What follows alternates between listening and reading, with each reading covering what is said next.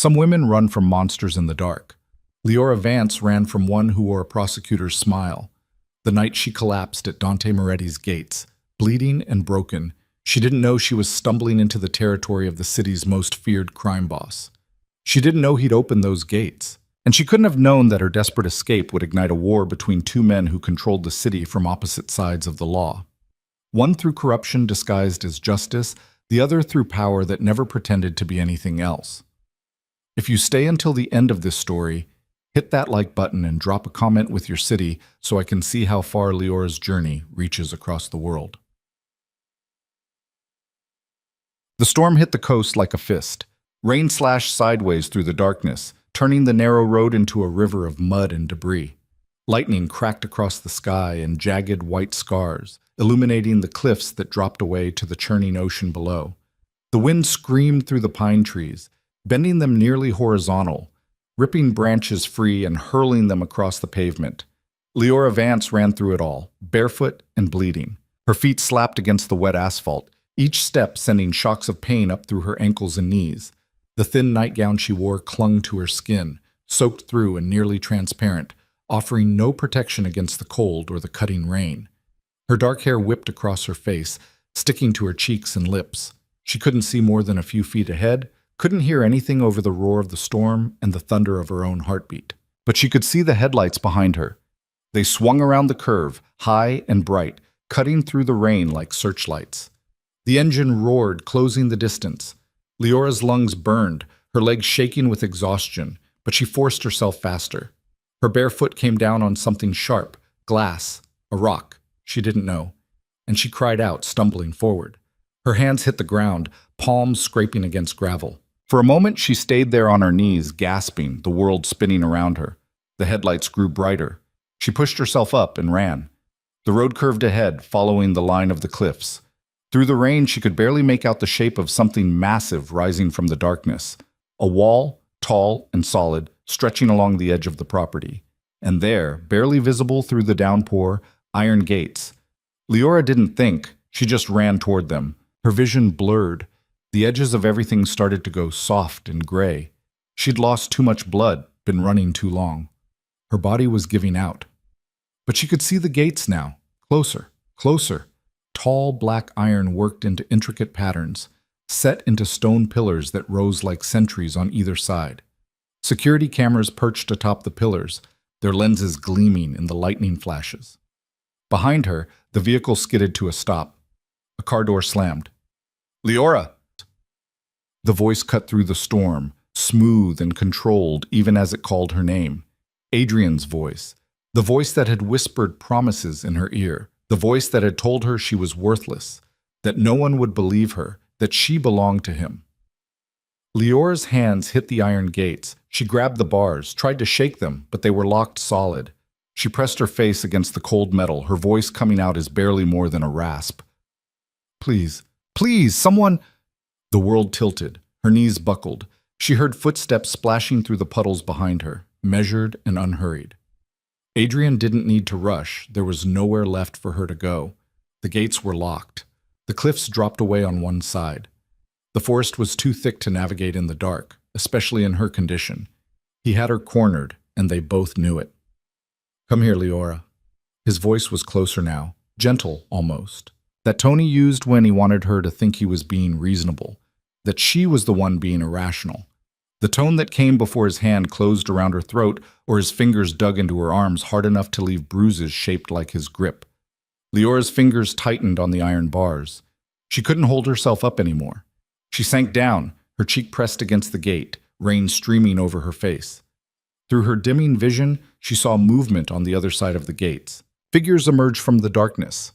3 men in dark suits, moving with the kind of fluid coordination that spoke of military training. They appeared like ghosts out of the rain, their faces hard and expressionless. One of them raised a hand to the earpiece he wore, speaking into it in a voice too low for Leora to hear over the storm. Behind her, Adrian stopped walking. "This is private property," he called out, his voice taking on that authoritative edge he used in courtrooms. "I'm Adrian Wolfe with the district attorney's office. This woman is mentally ill. She's had an episode and run away from a treatment facility. I'm here to bring her back to safety." Leora tried to speak, to tell them it was a lie, but nothing came out except a choked sound. Her vision was going gray at the edges, tunneling down to just the three men on the other side of the gate. One of them, the one in the center, taller than the others, stepped closer to the bars. He looked down at Leora with dark, unreadable eyes. His gaze traveled over her, the nightgown torn at the shoulder, the bruises on her arms in various stages of healing, the blood on her feet, the way she trembled against the gate. Then he looked past her, at Adrian. The two men locked eyes through the rain, separated by iron and stone. Leora felt the air change, felt something shift in the space between them. It was like watching two apex predators size each other up, each recognizing in the other something dangerous. Adrian's expression remained calm, concerned even. He took a step forward, holding up his hands in a placating gesture. "I know how this looks, but I assure you, sir." One of the security men spoke into his earpiece again, then listened. After a moment, he nodded. "Mr. Moretti says to open the gates." Leora's heart lurched. The world was fading in and out now, coming in pulses of awareness. She felt the vibration through the iron as the gates began to swing inward. Strong hands caught her before she could fall, lifting her with surprising gentleness. "What the hell do you think you're doing?" Adrian's voice had lost its smooth edge. "You can't just... She's in my custody. I have legal authority. You have nothing here." The tall man's voice was quiet, but it carried through the storm like a blade. "This is private property. The woman came to our gate seeking refuge. We're providing it.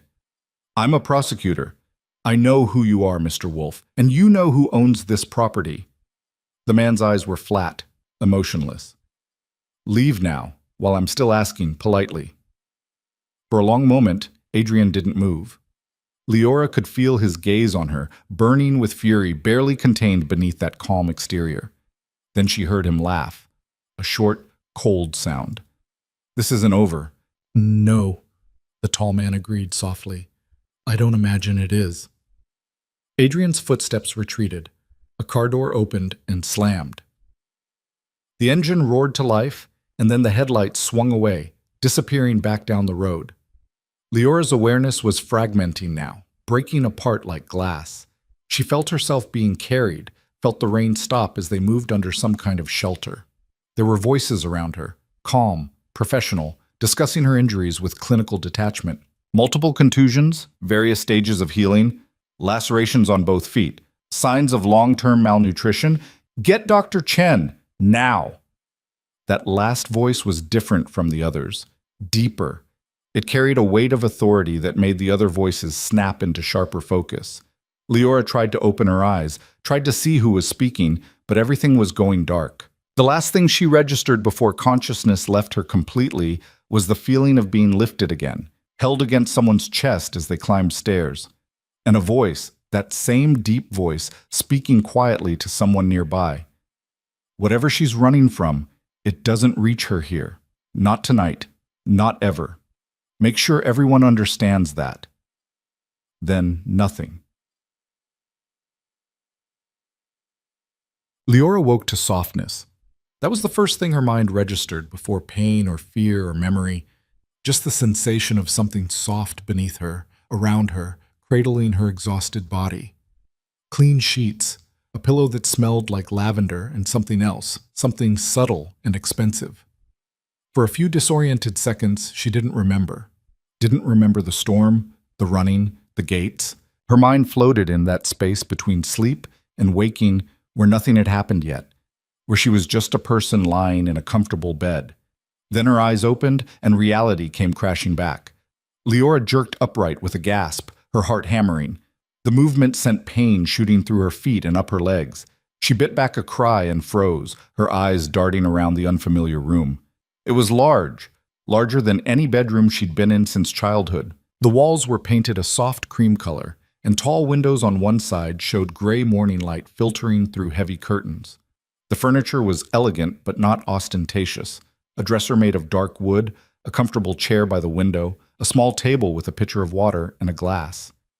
The bed she lay in had 4 posts of carved wood and was piled with pillows and blankets. None of it made sense. Leora looked down at herself. She was wearing clean clothes, soft cotton pajamas that definitely weren't hers. Her hands were bandaged, as were her feet. Someone had cleaned her up, treated her wounds, dressed her in clean clothes while she was unconscious. Panic fluttered in her chest. She pushed the blankets aside and tried to stand, but the moment her feet touched the floor, pain lanced through them, and she collapsed back onto the bed with a hiss. I wouldn't recommend that just yet. Leora's head snapped toward the door, her whole body tensing for a fight or flight that she wasn't capable of in her current state. A woman stood in the doorway, middle-aged, with silver-streaked dark hair pulled back in a neat bun. She wore simple clothes, a cardigan over a blouse and slacks, and carried herself with calm authority.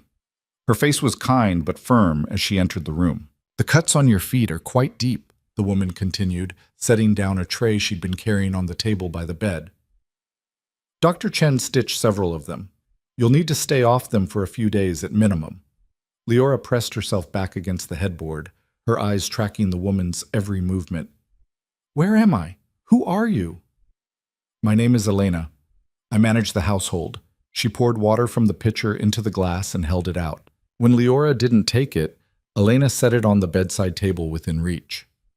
"You're at the Moretti estate. You came to the gates last night during the storm. Mr. Moretti gave instructions that you be cared for." Moretti. The name sent a chill down Leora's spine. Even Adrian had gone silent when that name was spoken at the gates. Everyone in the city knew the name Moretti, even if most people had never seen the man himself.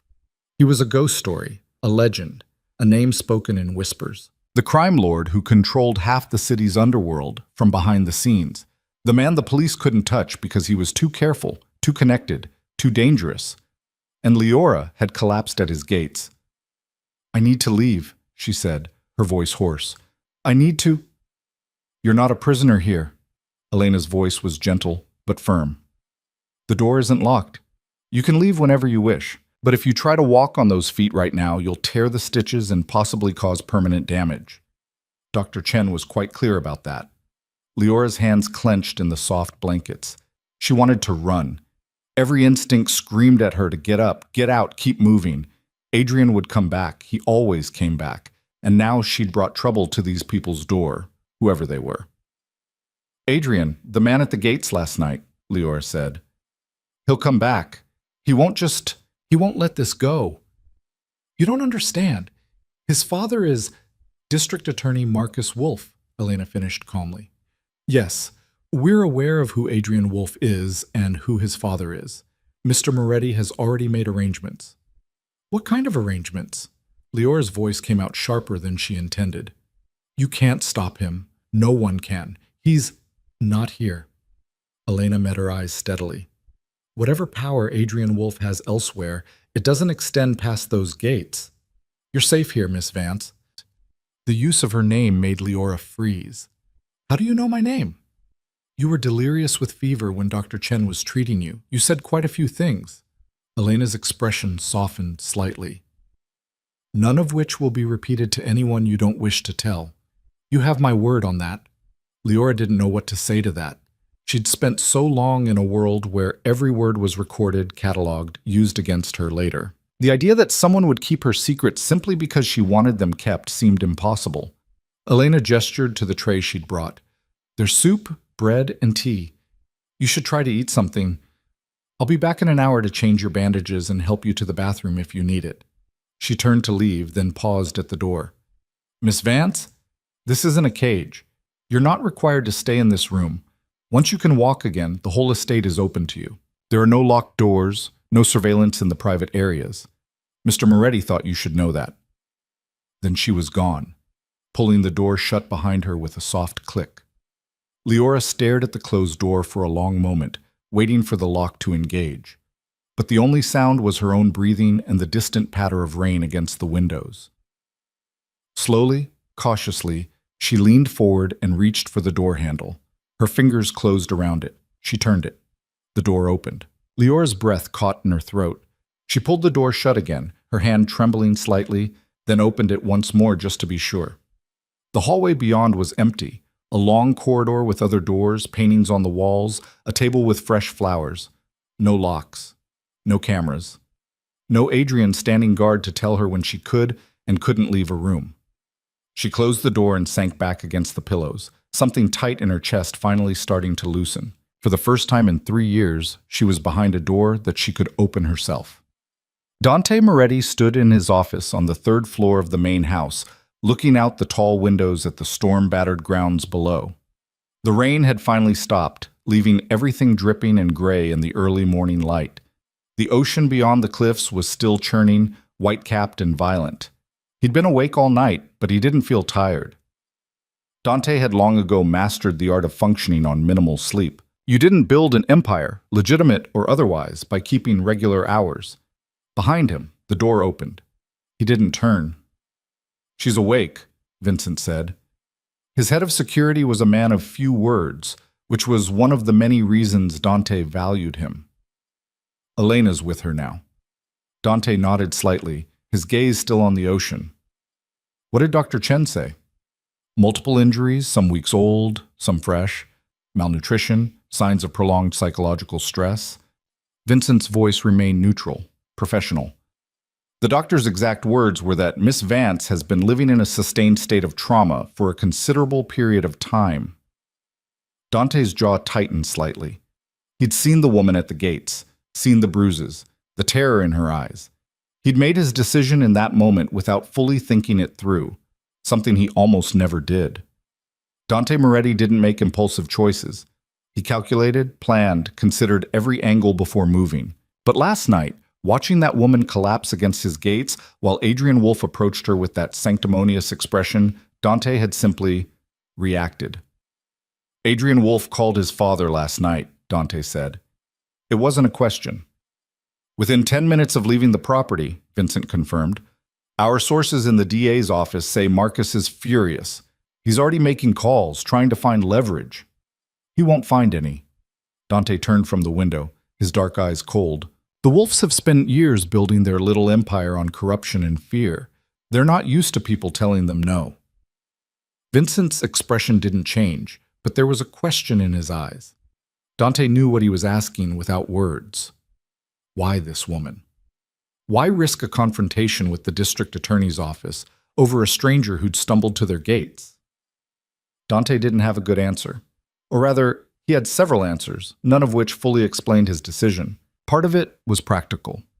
The Wolves had been a thorn in his side for years, not powerful enough to be a real threat, but annoying enough to cause problems.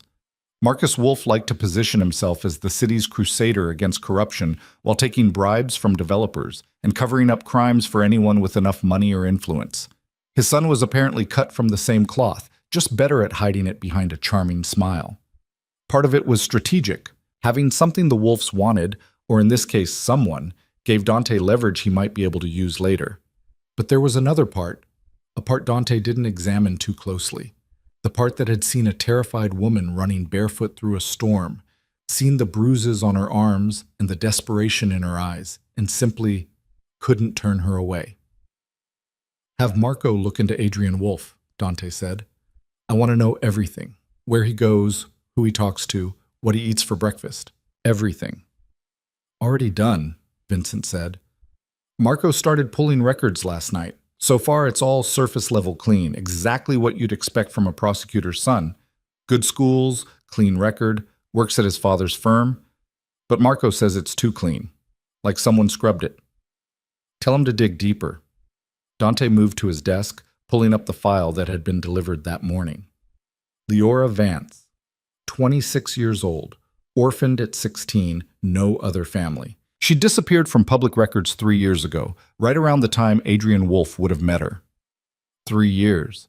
3 years of whatever had left those bruises on her skin and that haunted look in her eyes. "What do you want to do about the Wolves?" Vincent asked. Dante was quiet for a moment, thinking. The smart move would be to reach out, negotiate.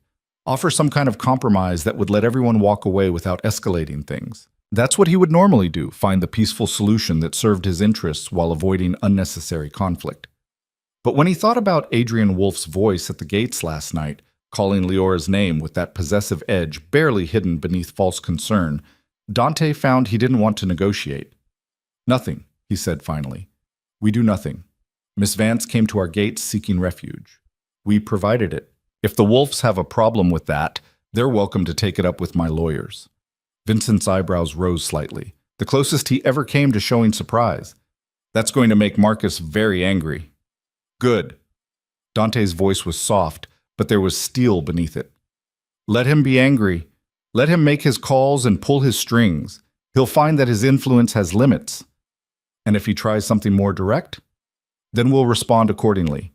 Dante closed the file on his desk. In the meantime, make sure Miss Vance has everything she needs. And Vincent, I want armed security on this property 24/7 until further notice. If Adrian Wolfe so much as looks at these gates, I want to know about it immediately. Vincent nodded and turned to leave. One more thing, Dante said. Vincent paused. When Miss Vance is ready to talk, if she wants to talk, I'd like to speak with her, but only when she's ready. No pressure, no demands. Make sure Elena understands that. Understood. After Vincent left, Dante stood alone in his office, looking down at the closed file on his desk. Leora Vance. A stranger who'd run to his gates in the middle of a storm and somehow, in the space of a few minutes, turned into a declaration of war against one of the city's most powerful families. Dante should have turned her away, should have called the authorities, stayed neutral, avoided the complication, but he'd opened the gates instead, and now he'd see it through. 3 days passed before Leora felt strong enough to leave the bedroom. Elena came by several times a day, bringing food, changing bandages, helping Leora to the bathroom when the pain in her feet made walking impossible. The older woman never asked questions, never pushed for information Leora wasn't ready to give. She was simply present, calm, steady. It was disorienting in its kindness. On the 4th day, Leora woke to find a pair of soft slippers beside the bed and a note in Elena's neat handwriting. Dr. Chen says you can try short walks today. These should help with the pain. The library is down the hall to the left if you'd like somewhere quiet to sit. Leora stared at the note for a long time. An invitation, not a command. A suggestion, not an order. She kept waiting for the other shoe to drop, for the kindness to reveal itself as manipulation, but it never did. She put on the slippers and, leaning heavily on the wall, made her way out into the hallway. The estate was beautiful in a way that didn't announce itself. The furnishings were expensive but not ostentatious, the artwork carefully chosen, the whole place designed with an eye toward comfort rather than display. Leora had grown up wealthy, before her parents died and the money disappeared into legal fees and debts, and she recognized quality when she saw it. But there was something else here too, an absence of the things she'd become accustomed to over the past 3 years. No cameras in the corners, no locks on the inside of the doors, no sense of being watched, monitored, controlled. The library was exactly where Elena had said it would be. Leora pushed open the heavy wooden door and stopped, catching her breath. It was a large room, 2 stories tall, with floor-to-ceiling bookshelves covering 3 walls. A spiral staircase led to a second-floor balcony that wrapped around the upper shelves. Tall windows let in the gray afternoon light, and a fire burned low in the fireplace, taking the chill off the air. Deep leather chairs were arranged near the fire, along with a sofa and several small tables. And sitting in one of the chairs, reading a book, was a man Leora had never seen before. She knew immediately who he was. Dante Moretti looked nothing like Adrian. Where Adrian was all golden charm and polished edges, this man was dark intensity and controlled power. He was probably in his early 40s, with black hair touched with gray at the temples, a strong jaw shadowed with stubble, and eyes so dark they were almost black. He wore simple clothes, dark slacks and a white shirt with the sleeves rolled up, but carried himself with the kind of confidence that came from knowing exactly who he was and what he was capable of. He looked up as she entered, and for a moment their eyes met. Leora's first instinct was to run. Her second was to apologize for intruding. Her third was to stand very still and wait to be told what to do. But before she could act on any of those instincts, Dante closed his book and stood. Miss Vance? His voice was quiet, cultured, with just a hint of an accent she couldn't quite place. I'm glad to see you're feeling better. Please, don't let me disturb you. The library is yours to use. He moved toward the door, clearly intending to give her the space. Something about the fact that he was leaving, that he wasn't demanding her attention, or her gratitude, or her explanation, made Leora speak.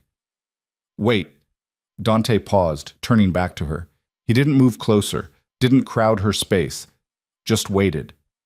Leora swallowed hard. You're Dante Moretti. I am. You saved my life. Something flickered across his expression, too quick to read. I opened a gate. The doctors saved your life. Adrian would have killed me. The words came out flat, certain. Maybe not that night, but eventually. So yes, you saved my life. Dante studied her for a long moment. Leora forced herself to meet his gaze, to not look away even though every instinct told her to show deference, to make herself smaller, to not draw attention. Why? She asked. You don't know me. Adrian is... His father is powerful. Why did you help me? Dante was quiet for so long that Leora thought he might not answer. Then he said simply, Because you asked. Leora blinked. That's it? That's it. He paused. And because Adrian Wolf's voice at my gates, claiming you as his property that needed to be returned, it didn't sit well with me.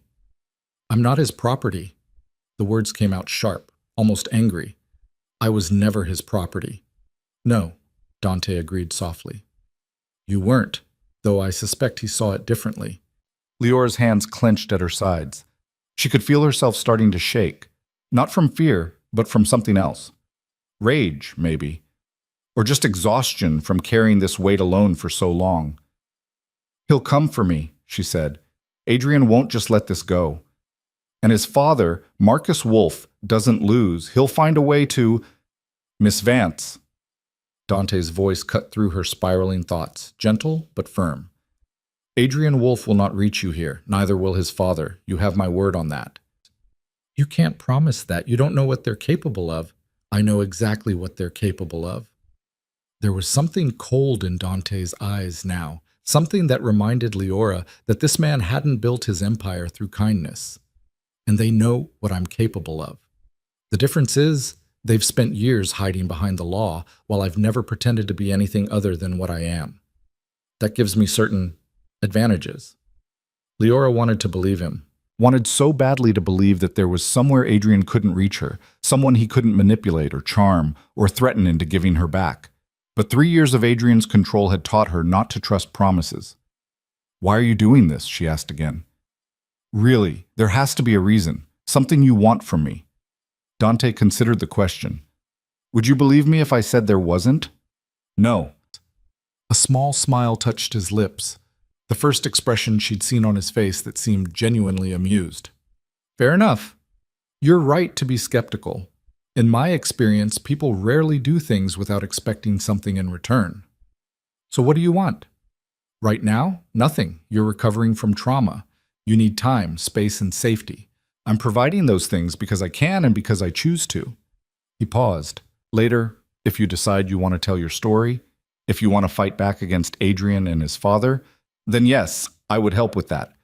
But that's your choice to make, Miss Vance, not mine.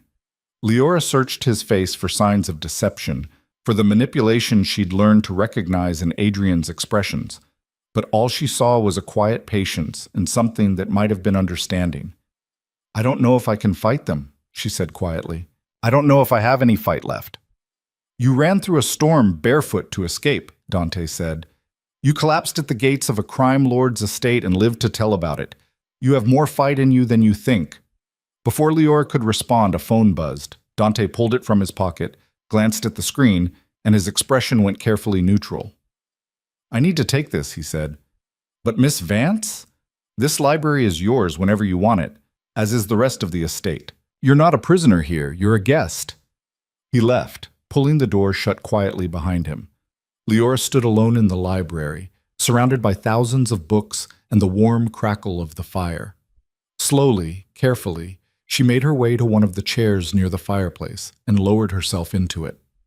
For the first time in 3 years, she was in a room with unlocked doors, no cameras, and no one waiting to tell her what to do next.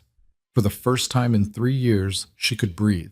And in the quiet safety of that moment, surrounded by books and firelight, Leora Vance finally let herself cry. The tears came hard and fast, 3 years of suppressed grief pouring out of her in wrenching sobs that shook her entire body. Leora pressed her face into her hands, trying to muffle the sounds, but they kept coming. She cried for the girl she'd been before Adrian, bright and hopeful and stupidly trusting. She cried for the years stolen from her, for the bruises that had finally faded only to be replaced by new ones, for every time she'd believed his apologies and promises that things would be different. She cried until there was nothing left, until her throat was raw, and her eyes burned and her chest ached from the force of it. And when the tears finally stopped, she felt hollowed out but somehow lighter, like she'd purged something poisonous that had been festering inside her for too long. The fire had burned down to embers when Leora finally lifted her head. The light through the windows had shifted, afternoon fading toward evening. She wiped her face with her sleeve and took a shaky breath, then another. A soft knock at the door made her tense. "Miss Vance?" Elena's voice, gentle as always. "May I come in?" Leora cleared her throat. "Yes." Elena entered carrying a tray with tea and small sandwiches. She took in Leora's red eyes and tear-stained face without comment, simply setting the tray on the table beside her chair. "I thought you might like something to eat," she said. "You missed lunch." "I'm not hungry." Nevertheless, Elena poured the tea with practiced efficiency. "Dr. Chen says you need to keep your strength up, even if it's just a few bites." Leora accepted the cup of tea, wrapping her hands around its warmth. Elena settled into the chair across from her, her movements unhurried. "How long was I in here?" Leora asked. "A few hours." Elena's gaze was kind. "Long enough for a good cry, I'd say." Leora looked down at her tea. "Does everyone here know my business?" "No one here knows anything you haven't chosen to tell them," Elena said firmly. "But this is a large house, Miss Vance, and these walls have seen their share of tears. There's no shame in it." "I'm not ashamed." The words surprised Leora even as she said them. "I'm just tired. Tired of being the woman who needs saving. Tired of being weak." "Surviving what you've survived doesn't make you weak," Elena said quietly. "It makes you a fighter. There's a difference." Leora wanted to argue, wanted to point out all the times she could have left, should have left, all the moments of cowardice that had kept her trapped. But the words stuck in her throat because somewhere deep down, beneath the self-recrimination and shame, a small part of her wondered if Elena might be right. "Mr. Moretti said I could stay here," Leora said. "Did he mean that?"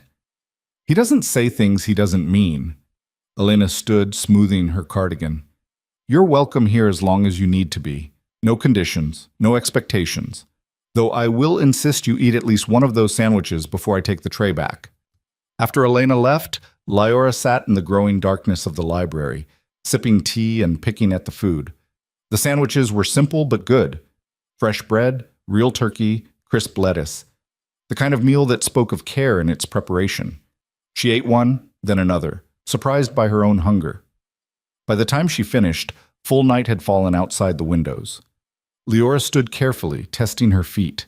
They still ached, but the sharp pain had dulled to something more manageable. She made her way back to her room, moving slowly through the quiet hallways. She was almost to her door when she heard voices drifting up from the floor below. One was Dante's, that deep, controlled tone she was starting to recognize. The other was unfamiliar, younger, edged with barely contained anger. "This is insane, Dante. You're risking everything we've built for a woman you don't even know." "Watch your tone, Marco." Someone needs to say it. Marcus Wolf has the entire DA's office on alert. He's called in favors from half the city council. And for what? A domestic dispute that has nothing to do with us?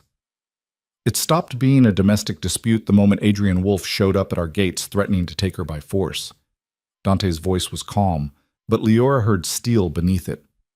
"And it became our business when I decided it was. She's a liability. She's a person who needed help. I provided it. End of discussion." There was a pause, then Marco's voice again, quieter now. "At least tell me you have a plan. Because right now it looks like you're making decisions with your heart instead of your head, and that's not like you." "My plan is to keep her safe until she's strong enough to decide what she wants to do next. If that means making an enemy of Marcus Wolf, so be it. He's been a thorn in our side for years anyway." "A thorn? Yes. Not an all-out war. Then he should have taught his son not to chase terrified women through storms." Footsteps echoed as someone walked away. Leora pressed herself against the wall, her heart pounding. She shouldn't be listening to this. She should go to her room, pretend she hadn't heard, stay out of business that clearly didn't concern her. But it did concern her. These men were arguing about her, about the danger she'd brought to their door just by existing in their space. She was a liability. The thought settled in her chest like a stone. She'd spent 3 years being told she was worthless, a burden, that no one would believe her if she tried to tell them what Adrian really was. And now here she was, proving Adrian right by bringing chaos into the lives of strangers who'd shown her nothing but kindness. Leora made it back to her room and closed the door, leaning against it. Her feet throbbed, her head ached, and somewhere in the house below, men were calculating the cost of her safety against the risk of war with one of the city's most powerful families. She should leave, pack up the few things Elena had provided, and slip out before she caused any more trouble. It would be the right thing to do, the selfless thing, but she had nowhere to go. No money, no friends. Adrian hadn't systematically isolated her from, no family to take her in. And even if she did leave, Adrian would find her. He always found her. Leora slid down the door until she was sitting on the floor, her knees drawn up to her chest. She was so tired of running, so tired of being afraid, so tired of having no good choices, only varying degrees of bad ones. She didn't know how long she sat there before another knock came at the door. "Miss Vance?" Dante's voice, quiet through the wood. "May I speak with you?" Leora's first instinct was to pretend she was asleep, but something in his tone, a gentleness that belied the steel she'd heard him use with Marco, made her reach up and turn the handle. Dante stood in the hallway, still in the same clothes from earlier, though he looked more tired now. His eyes went to her sitting on the floor, and something like concern crossed his face. "Are you all right?" "I heard you arguing," Leora said, "with Marco, about me." Dante's jaw tightened slightly. "I apologize. We should have been more discreet. He's right, you know. I am a liability. You should let me go before I cause you any more problems." "Is that what you want? To leave?" Leora opened her mouth to say yes, to do the noble thing and remove herself from the equation. But what came out instead was the truth. "I have nowhere to go." Dante was quiet for a moment, then he held out his hand. "May I help you up? The floor can't be comfortable." Leora hesitated, then took his offered hand. His grip was strong but careful as he helped her to her feet. Once she was standing, he released her immediately, stepping back to give her space. "Marco is my cousin," Dante said. "He's protective of the family business, sometimes to a fault, but his concerns, while valid, aren't yours to carry." "But he's right. Marcus Wolf is powerful, and you're making him an enemy because of me." Marcus Wolf was already an enemy. He just didn't know it yet. Dante moved to the window, looking out at the dark grounds. His office has been a problem for years. Selective prosecution, evidence that mysteriously disappears, witnesses who suddenly recant their testimony. We've suspected corruption for a long time. We just never had proof. And now? Now I have motivation to find it. He turned back to her. "Miss Vance, I want to be clear about something. You are not a burden. You are not a liability. You are a woman who had the courage to run when many others would have stayed, and the strength to survive when survival seemed impossible. That's not weakness. That's the opposite." Leora's throat tightened. "You don't know what I did, what I allowed to happen." "I know that abuse works by convincing its victims that they're complicit in their own suffering," Dante said quietly. "I know that men like Adrian Wolf are experts at breaking people down until they can't see a way out. And I know that the moment you saw an opening, you took it. You ran through a storm in bare feet rather than spend one more night under his control. That tells me everything I need to know about who you are." "How do you know so much about this?" Something dark flickered across Dante's expression. "Let's just say I've seen what powerful men can do when they believe they're untouchable. My own father—" He stopped, shook his head.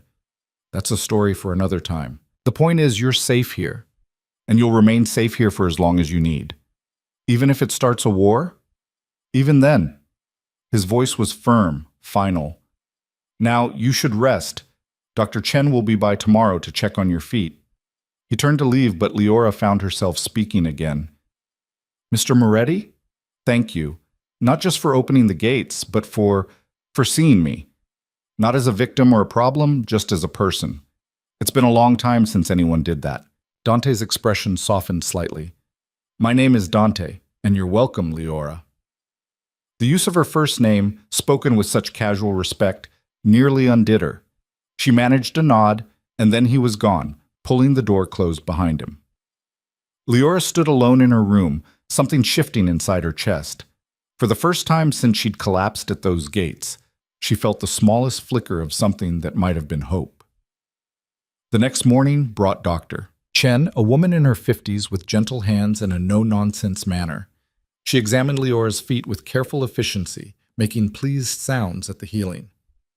You're mending well, she said, replacing the bandages. Another week, and you should be able to walk normally, though I'd recommend staying off them as much as possible for the next few days. I will, Leora promised. Dr. Chen packed up her supplies, then paused. Elena tells me you've been eating better. That's good. But you're still underweight, and your blood work shows some nutritional deficiencies. I'm going to have the kitchen prepare meals specifically for you, high-protein, iron-rich foods. Nothing heavy, but nutritious. That's not necessary. It is if you want to recover properly. Dr. Chen's tone was kind but firm. Your body has been through significant trauma, Miss Vance. It needs fuel to heal. After the doctor left, Leora spent the morning in her room, watching the ocean through her window. The storm had passed, leaving behind a world washed clean and bright. Seabirds wheeled over the cliffs, their calls carrying on the wind. Around noon, Elena appeared with lunch and a message. Mr. Moretti wondered if you might join him for dinner this evening, she said. Nothing formal. Just a meal in the smaller dining room, but only if you're comfortable with that. Leora's first instinct was to refuse. To stay in the safety of her room, where she didn't have to navigate social interactions or worry about saying the wrong thing. But then she thought about Dante's words last night, about being seen as a person rather than a victim.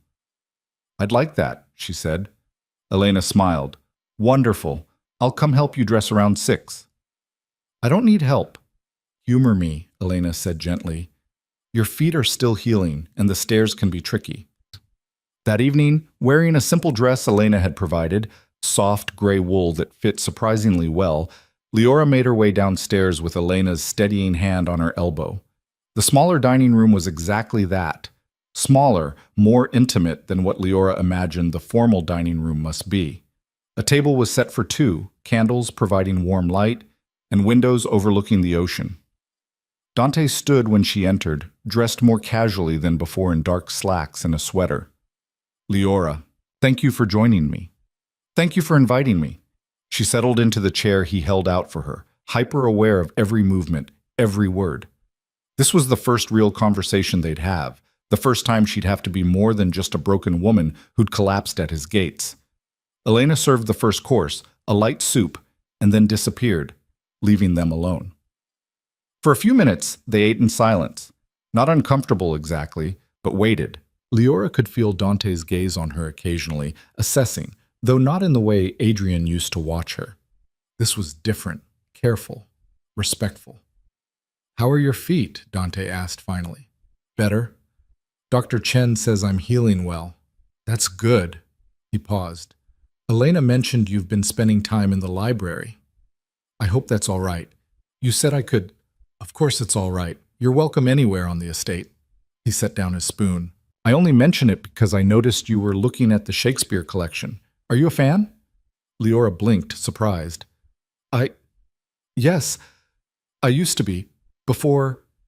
She trailed off, not knowing how to explain the before and after of her life. Which is your favorite? The question was so normal, so refreshingly ordinary, that Leora found herself answering honestly. The Tempest. I know it's not the most popular choice, but there's something about the themes of freedom and forgiveness that always resonated with me. We are such stuff as dreams are made on, Dante quoted softly, and our little life is rounded with a sleep. You know it. My mother was an English teacher, Dante said. She insisted I read the classics, even when I would have rather been anywhere else. I hated it at the time, but some of it stuck. Is she? She passed when I was 18. His voice was matter of fact, but Leora heard the old grief beneath it. Cancer. My father followed a year later, though his death was less natural. Leora didn't know what to say to that. Dante seemed to sense her discomfort and changed the subject. Elena tells me you haven't asked for anything. No phone calls? No messages sent out? Is there no one you'd like to contact? Let them know you're safe? The question landed like a stone in Leora's chest. There's no one. Adrian made sure of that. Anyone I was close to before him, he found reasons why I shouldn't talk to them anymore. Old friends from college were bad influences. My mentor from work was inappropriate. My neighbors were gossipy. One by one, he cut everyone out until there was just him. What about work? You mentioned a mentor. I was a graphic designer, freelance mostly, but after I moved in with Adrian, he said I didn't need to work anymore, that he'd take care of everything. Her hands clenched around her napkin. I was so stupid. I thought he was being generous. I didn't realize he was cutting off my escape routes. You weren't stupid, Dante said firmly. You were being manipulated by someone who knew exactly what he was doing. There's a difference. Is there? Because from where I'm sitting, it looks a lot like I made a series of incredibly poor choices that led me to collapse at a stranger's gates in the middle of a storm. And that stranger opened those gates. So perhaps not all your choices were poor. Leora looked up, meeting his eyes. There was something in his gaze, understanding, maybe, or recognition, like he saw not just the broken woman in front of him, but the person she used to be and might be again. Why did you really open the gates? She asked. Marco said you're risking everything. There has to be more to it than just kindness. Dante was quiet for a long moment, considering his words carefully. When I was young, my father ran his business through fear and violence. He believed power came from making people afraid to cross you. My mother, she was the opposite. She believed in protecting those who couldn't protect themselves and using power to create safety rather than fear. Which one were you more like? For a long time, I tried to be like my father. I thought that's what this world required: strength, ruthlessness, the willingness to do whatever was necessary. He paused.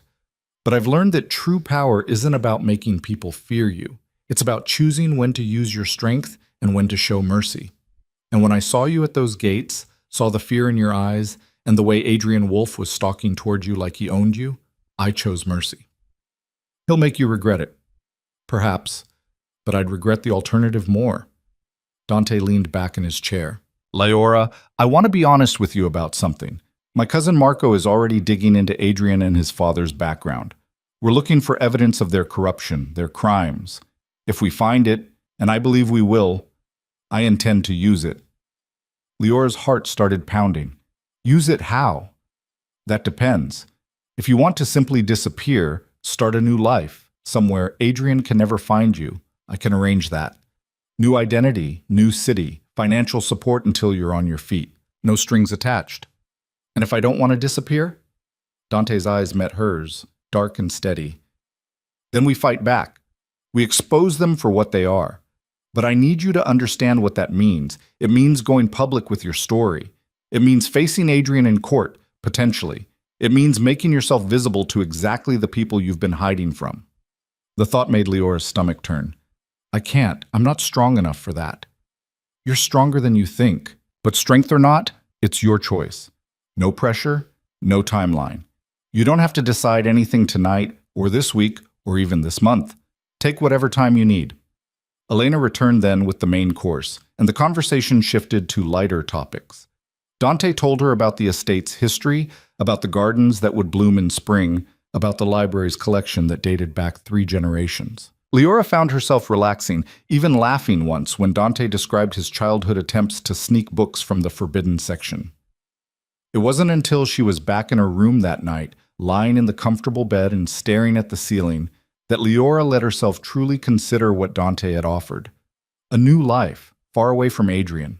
Safety. Freedom. Or a chance to fight back. Both options terrified her in different ways. But as she drifted towards sleep, Leora realized something. For the first time in 3 years, she had options at all. For the first time, someone was asking what she wanted instead of telling her what she needed. It wasn't much, but it was a start. The next few days fell into a rhythm. Mornings in her room, reading books Elena brought from the library. Afternoons walking the estate grounds as her feet grew stronger, exploring the gardens and the paths along the cliffs. Evenings either alone or occasionally sharing meals with Dante, their conversations growing easier, more natural. She met some of the household staff, the cook, Maria, who fussed over Leora's appetite, the groundskeeper, Thomas, who showed her where the first spring flowers would emerge, Vincent, Dante's head of security, who was all business but not unkind. And slowly, carefully, Leora began to feel almost human again. She was in the library one afternoon, curled up in her favorite chair with a collection of poetry, when Marco entered. She recognized him from his voice. Younger than Dante, probably early 30s, with sharp features and eyes that assessed everything. "Miss Vance," he said, not quite warmly. "I'm Marco Moretti, Dante's cousin." "I know who you are." Leora set down her book. "You think I'm a liability." Marco's eyebrows rose slightly. "You heard that conversation. Walls are thinner than you think." He studied her for a moment, then surprised her by sitting in the chair across from hers. "I apologize for that. I was out of line." "Were you? Or were you just saying what everyone else was thinking?" "Both, probably." Marco leaned forward, elbows on his knees. "Look, I'm not going to pretend this situation isn't complicated. But Dante's made his position clear and I respect that. So I wanted to talk to you directly." "About what?" "About what we've found." He pulled out a tablet, swiped through several screens. "I've been digging into Adrian Wolf's background, his connections, his patterns, and I found some things you should know about." Leora's hands tightened on her book. "What kind of things?" "You weren't the first." Marco turned the tablet toward her. On the screen was a photo of a young woman, maybe 25, with long blonde hair and a bright smile. Her name was Cassidy Morrison. She dated Adrian 6 years ago, before you. Relationship lasted about 18 months, then she disappeared. Disappeared? Officially, she moved to Seattle for a job opportunity, but I tracked her digital footprint. No social media activity after the move, no employment records, no lease agreements. It's like she vanished. Leora stared at the photo, her chest tight. "You think Adrian?" "I don't know, but there's a pattern. Before Cassidy, there was another woman, and before her, another. All young, all isolated from their support systems, all either disappeared or ended up in psychiatric facilities after the relationships ended. The room felt too small suddenly, the air too thin." Leora set down her book with shaking hands. "How many?" "That I've found so far? 5, including you. But Miss Vance, Leora, you're the first one who got away while you were still you. The others were either gone or so broken by the time they escaped that no one believed their stories." "Why are you telling me this?" Marco's expression softened slightly. "Because Dante said this was your choice, whether to fight back or disappear. But I think you should have all the information before you decide. Adrian Wolf isn't just an abusive boyfriend. He's a predator with a pattern, and his father has been covering it up for years." Leora stood abruptly, her legs shaky. She moved to the window, looking out at the ocean without really seeing it. 5 women. 5 lives destroyed or ended because of Adrian. And she'd been number 6. Would have been another casualty if not for that storm, those gates, Dante's inexplicable choice to help her. "What happened to the others?" she asked quietly. "The ones who didn't disappear?" 2 are in long-term psychiatric care. 1 recanted her abuse allegations and moved to another state. We're still trying to track her down. 1 committed suicide 6 months after leaving Adrian. The last one hit Leora like a physical blow. She pressed her forehead against the cool glass of the window, fighting back nausea. "There might be more," Marco continued. "These are just the ones I could find with clear connections to Adrian. But his father's influence runs deep. He's been scrubbing records, paying off witnesses, making problems disappear for decades." "Why?" Leora turned to face him. "Why would a father protect his son knowing what he's doing?" "Because men like Marcus Wolf believe image is everything. A scandal involving his son would damage his political ambitions, his reputation. So he covers it up, buries it, makes it go away." Marco stood, tucking his tablet back into his jacket. "I'm sorry to dump this on you, but I thought you deserved to know what you're up against if you decide to fight." After Marco left, Leora sank back into her chair, her mind reeling. 5 women. Maybe more.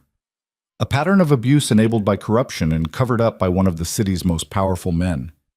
She'd spent 3 years believing she was alone in this, that her suffering was unique, that somehow she'd brought it on herself. But now she knew the truth. She was just one in a line of victims, part of a systematic pattern of predation that had been going on for years. The question was, what was she going to do about it? Leora didn't sleep that night. She lay in bed watching shadows move across the ceiling, Marco's words echoing in her mind. 5 women. A pattern. A father who protected his monster of a son because reputation mattered more than justice. By the time dawn light crept through her windows, she'd made her decision. She found Dante in his office, standing at the window with a cup of coffee, looking out at the ocean. He turned when she knocked, his expression shifting from surprise to concern when he saw her face. "Leora, are you all right?" "No." She stepped into the room, closing the door behind her. "But I will be. I need to talk to you about what Marco told me yesterday." Dante set down his coffee. "He showed you what he found." 5 women, Dante. 5 that you know about. And I'm supposed to just run away and let it keep happening? Let Adrian find number 7 and 8 and 9? Her voice was shaking, but not from fear, from rage. "I can't do that. I won't." "What are you saying?" "I'm saying I want to fight back. I want to expose them, Adrian and his father both. I want everyone to know what they are." She crossed to stand in front of his desk, her hands clenched at her sides. "You said it was my choice. This is my choice." Dante studied her for a long moment. "Do you understand what you're committing to? This won't be easy. The wolves will use every resource they have to destroy your credibility. They'll dig into your past, twist your words, paint you as unstable or vindictive or both. And that's assuming we can even get enough evidence to make charges stick." "I know, but Marco found those other women. If we can find them, get them to testify." "We've been trying." "The ones in psychiatric facilities can't be contacted without legal guardians' permission. And those guardians are all connected to the wolves somehow. The one who moved out of state isn't answering calls. And the ones who disappeared..." Dante's jaw tightened. "We're still looking." Leora felt something crack inside her chest. "So we have nothing." "We have you. We have your testimony, your evidence. The bruises may have faded, but Dr. Chen documented everything when you arrived. The malnutrition, the old fractures, the psychological trauma. It's a start. A start that ends with my word against a prosecutor's son." Leora sank into the chair across from his desk. "Adrian's charming, respected. Everyone loves him. Who's going to believe me?" "More people than you think." Dante came around the desk, leaning against it to face her. "But Leora, I need you to be certain about this. Once we start down this path, there's no going back. The wolves will come at you with everything they have. They already took everything from me. What more can they do? They can try to take your freedom, your sanity, your future." His voice was gentle but firm. "I've seen what powerful men do when they're cornered. It won't be pretty. Then we corner them so completely they can't fight back." Leora met his eyes. "You said you were looking for evidence of their corruption. What have you found?" Dante was quiet for a moment, then he pulled out his phone and made a call. "Marco, can you come to my office? Bring everything you have on the wolves." 10 minutes later, Marco entered carrying a leather folder stuffed with documents. He looked between Dante and Leora, his expression unreadable. "She wants in," Dante said simply. Marco's eyebrows rose. "You're sure about this?" "I'm sure," Leora said before Dante could answer for her. "Show me what you have." Marco spread documents across Dante's desk. Printouts of bank records, email chains, court filings, photographs. The wolves have been running a protection racket disguised as legal services for at least 15 years. Marcus uses his position as DA to threaten business owners. Then his private law firm swoops in to help them, for a price. If they don't pay, charges get filed. Evidence mysteriously appears. Witnesses come forward. "That's extortion," Leora said. "It is, but proving it is another matter. Most of the victims are too scared to testify. The paper trail is buried under shell companies and offshore accounts. And anyone who's tried to investigate has found themselves suddenly reassigned or fired or worse." "What about Adrian? What's his role in all this? Marco pulled out another set of documents. Adrian's the clean face. He doesn't get his hands dirty with the business side. Instead, he targets vulnerable women, usually ones with some money or connections that could be useful. He isolates them, controls them, and when he's done, his father makes them disappear. Sometimes, literally. Leora's stomach churned. The women who vanished, you think they're dead? I think they knew too much and became liabilities. Marco's voice was flat, clinical. Cassidy Morrison, the blonde from the photo I showed you, she had a trust fund. 3 months after she moved to Seattle, that trust fund was liquidated. The money went into an account that traces back to one of Marcus's shell companies. That's murder, Leora breathed. That's what we suspect. But suspicion isn't proof. We need bodies, or witnesses, or a paper trail that directly links the Wolves to these disappearances. And we need it all to be airtight, because the moment we move against them, they'll use every legal trick in the book to shut us down. Dante had been quiet during this exchange, watching Leora carefully. Now he spoke. There might be another way. Both Leora and Marco turned to look at him. We've been approaching this like a legal case, Dante continued, building evidence, planning for court, but men like Marcus Wolf don't fall in courtrooms. They fall in the court of public opinion. What are you suggesting? Marco asked. A scandal. Something so public, so undeniable, that even Marcus's connections can't bury it. Dante's eyes were dark, calculating. In 3 weeks, the city is hosting its annual Justice Gala. It's a fundraiser for victims' rights organizations hosted by the DA's office. Every judge, politician, and media outlet in the city will be there, including Adrian and his father. Leora's heart started pounding. You want to expose them there. I want to give you the platform to expose them yourself, in front of everyone who matters, with cameras rolling and reporters present. They can bury a police report or intimidate a witness, but they can't bury a live confession broadcast to the entire city. That's insane, Marco said, but there was a gleam in his eye that suggested he was already considering the logistics.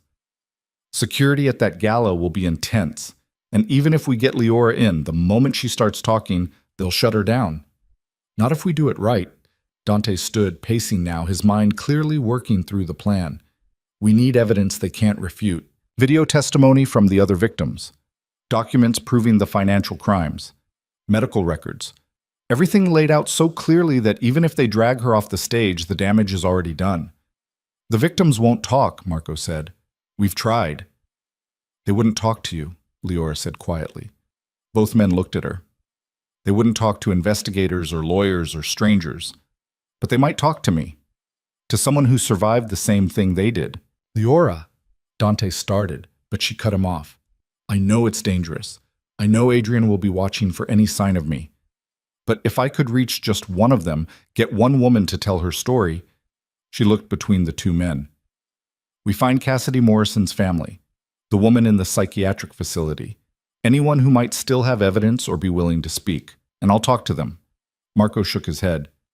Adrian has people looking for you. The moment you surface, he'll know. Then we make sure I surface in a way he can't touch. Leora's mind was racing now, the first real plan forming. What about the woman who recanted her testimony, the one who moved out of state? Her name is Mara Quinn, Marco said, pulling up a file on his tablet. She accused Adrian of assault 3 years ago, made it all the way to filing charges before she suddenly withdrew everything and left town. Last known address is Portland, but she's not responding to calls or emails. I'll go to Portland. The words were out before Leora fully thought them through, but once she said them, she knew it was right. I'll find her. Talk to her face to face. Absolutely not, Dante said, his voice firm. You're not strong enough for that kind of journey, and it's too dangerous. If Adrian finds out, he won't, not if we're careful. Leora turned to Marco. You have contacts, right? People who can help me travel without being tracked? I do, but then that's what we'll do. I'll go to Portland, find Mara Quinn, and convince her to help us. While I'm doing that, you two work on getting the other evidence we need. Dante moved to stand in front of her, his expression intense. Leora, listen to me. I know you want to fight, and I admire that. But this is moving too fast. You've been here less than 2 weeks. Your feet are barely healed. You're not ready for... I'm ready for whatever it takes to make sure Adrian doesn't do this to anyone else. Leora's voice was steady, certain. You told me I was stronger than I thought. Let me prove it. For a long moment, Dante just looked at her. Then he turned to Marco. Can you keep her safe if she does this?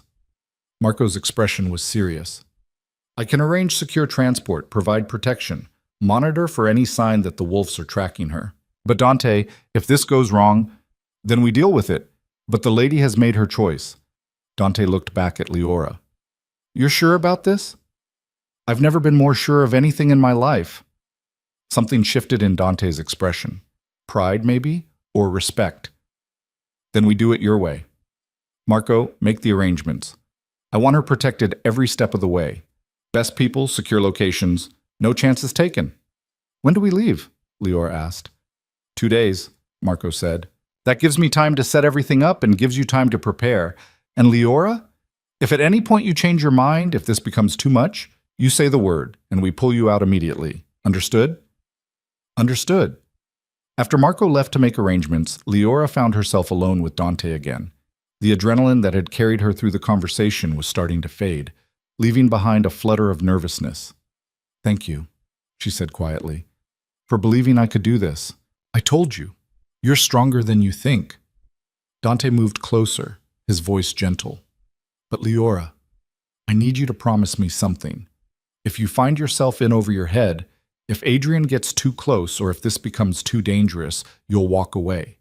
Your safety matters more than revenge. This isn't about revenge. It's about justice. Justice and revenge often look the same from the inside, Dante said. Just promise me you'll be careful. I promise. Leora hesitated, then asked the question that had been nagging at her. Why are you doing all this? Really? You've given me shelter, protection, resources.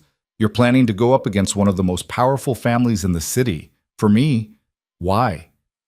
Dante was quiet for a long moment. When he finally spoke, his voice was low, almost vulnerable. When I was 17, my mother tried to leave my father. She'd finally had enough of his violence, his control. She packed a bag, took me and my sister, and ran. We made it as far as the train station before his men found us. Leora's breath caught. He dragged her back, beat her in front of us to make a point about what happened to people who tried to leave him. My sister and I were too young, too weak to stop it. And 2 years later, when my mother finally found the courage to try again, she made sure we weren't home when she did it. She drove off a bridge rather than let him catch her again. Dante. So when I ask myself why I'm doing this, why I'm risking everything for a woman I barely know, the answer is simple. Because I couldn't save my mother, but maybe I can help save you. And maybe, if we stop the wolves, we save whoever would have been next. He met her eyes. That's reason enough for me. Leora felt tears prickling at her eyes. Without thinking, she stepped forward and wrapped her arms around him. Dante stiffened for just a moment. Then his arms came around her, holding her gently. I'm sorry about your mother, she whispered. I'm sorry about what you've been through. His voice was rough. But we're going to make it right. Together. They stood like that for a long moment before Leora pulled back, wiping her eyes. I should go prepare. 2 days isn't much time. Elena will help you with whatever you need. And Leora? Be careful in Portland. Mara Quinn might not want to relive her trauma. Don't push if she's not ready. I won't. I just need her to know she's not alone anymore. The next 2 days passed in a blur of preparation. Marco provided Leora with a new phone. Untraceable, he assured her, and went over security protocols. Elena helped her pack light, practical clothes. Dr. Chen gave her a final checkup and declared her feet healed enough for travel, though she cautioned against overdoing it. Vincent briefed her on basic security measures. You see anyone watching you, anyone who makes you uncomfortable, you call Marco immediately. Don't try to handle it yourself. I understand. And if you see Adrian or anyone connected to him, you run. Don't think, don't hesitate, just run and call for help. The thought of seeing Adrian again made Leora's skin crawl, but she forced herself to nod. I will. The morning of her departure, Leora stood in her room, the room that had become her sanctuary over the past 2 weeks, and looked around one last time. She'd arrived here broken and terrified. She was leaving still scared, still healing, but with purpose, with hope. A knock at the door made her turn. Dante entered, carrying a small box. I wanted to give you this before you left, he said, handing it to her. Leora opened it to find a delicate silver bracelet with a small charm. A lighthouse. A lighthouse guides people home, Dante said quietly. No matter how lost they are, no matter how dark the storm. This estate is your home now, for as long as you need it. This is to remind you that you always have a safe harbor to return to. Leora's throat tightened. She slipped the bracelet onto her wrist, the metal cool against her skin. Thank you for everything. Come back safe, Dante said. That's all the thanks I need. Marco drove her to a private airfield where a small plane waited. The pilot was one of Marco's people, ex-military, Marco explained, completely trustworthy. They'd fly to Portland, where another of Marco's contacts would meet them with a car and take Leora to a safe house. I'll be monitoring communications the whole time, Marco said as they walked across the tarmac. Anything feels wrong, you call. Day or night, doesn't matter. I will. But Leora turned to look back at the car where Dante stood watching.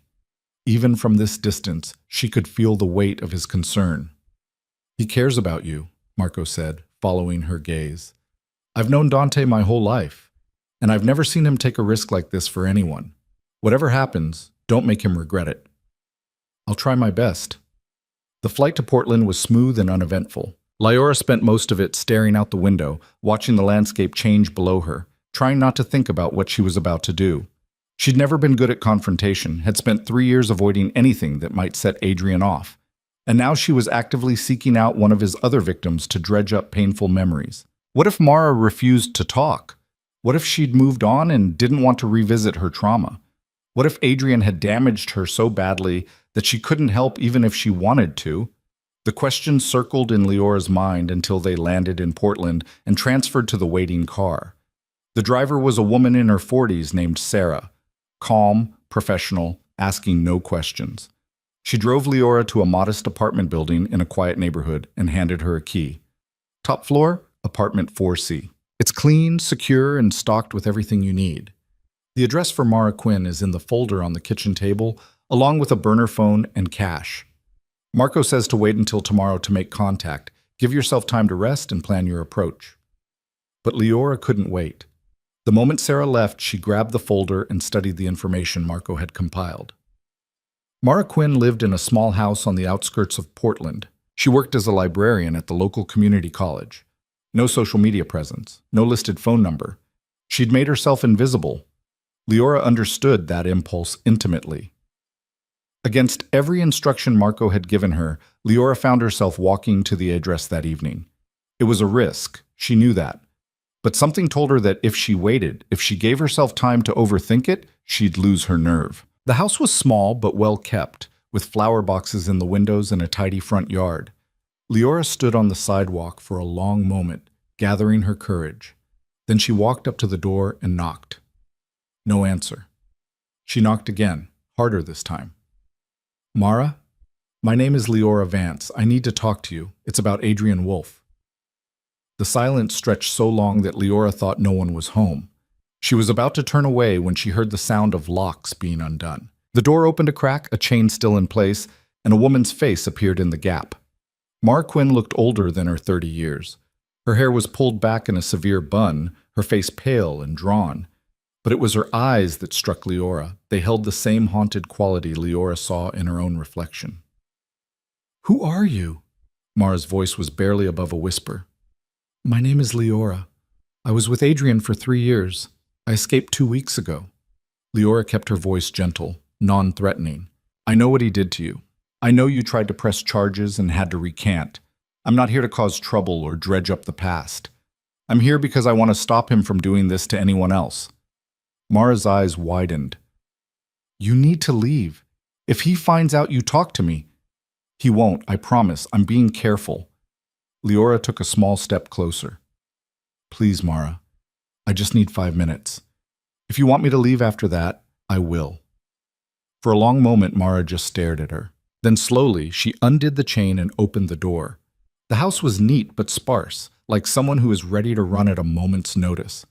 Mara led Leora to a small living room and sat on the edge of the couch, her body tense. How did you find me? Mara asked. I have help.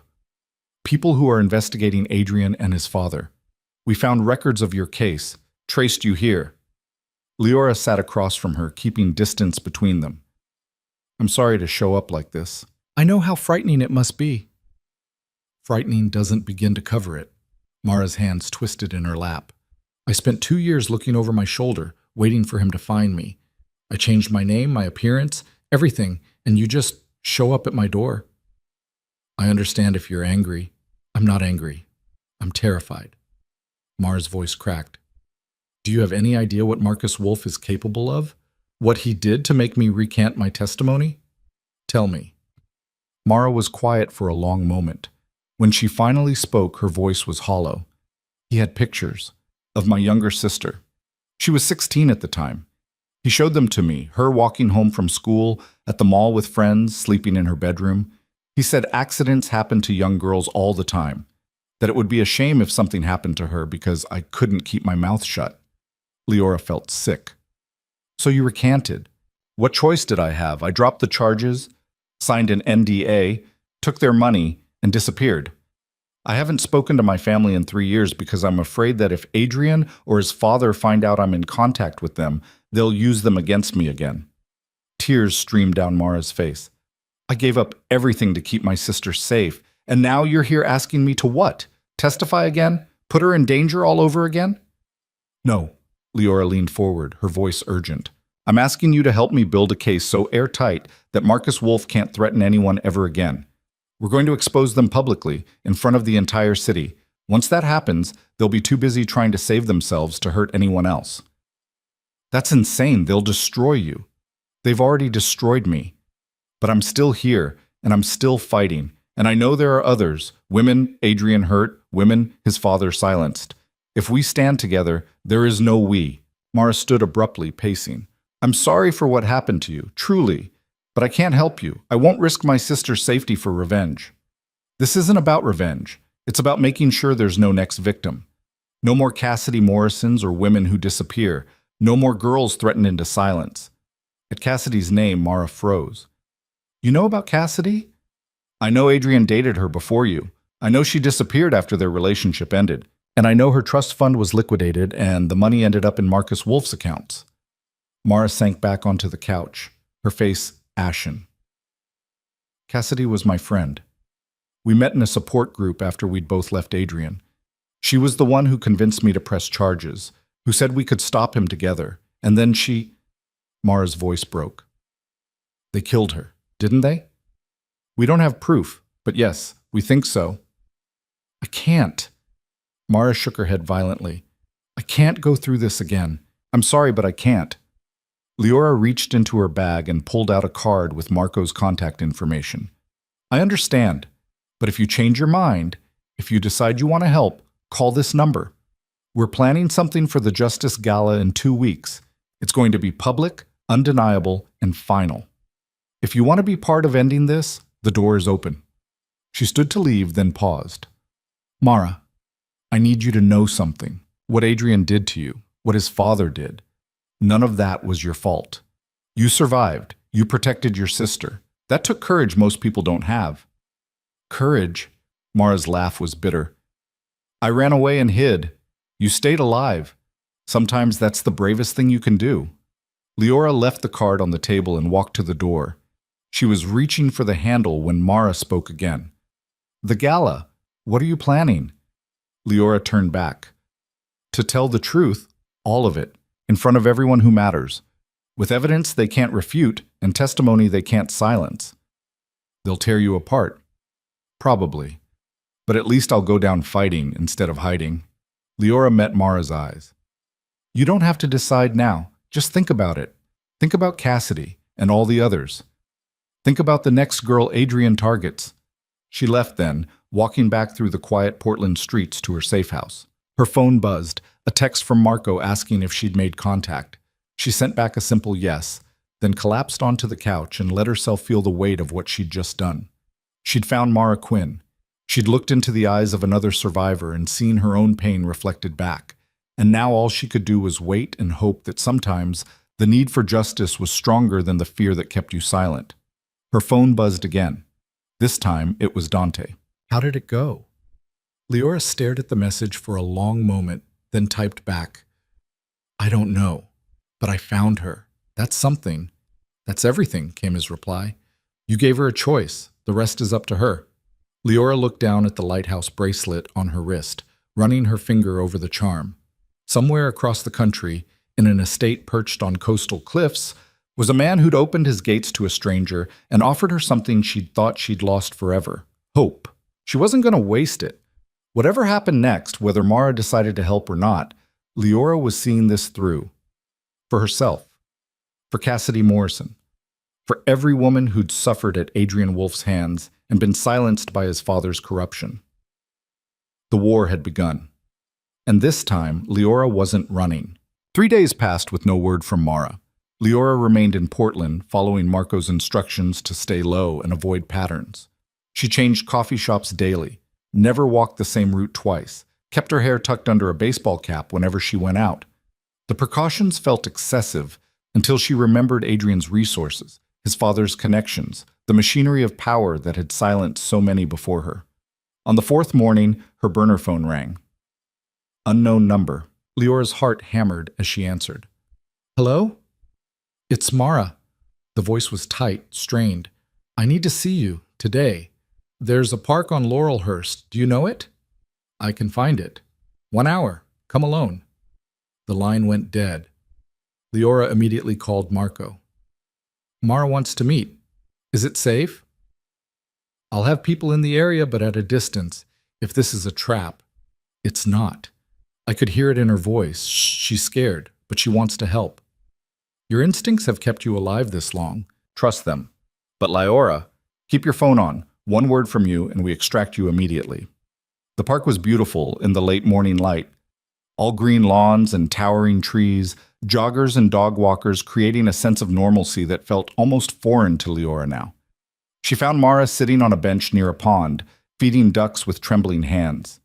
Leora sat beside her, not speaking, just watching the water ripple as ducks fought over breadcrumbs. "I didn't sleep for 3 days, Mara said finally. "Kept thinking about what you said. About Cassidy. About the next girl." She crumbled bread between her fingers.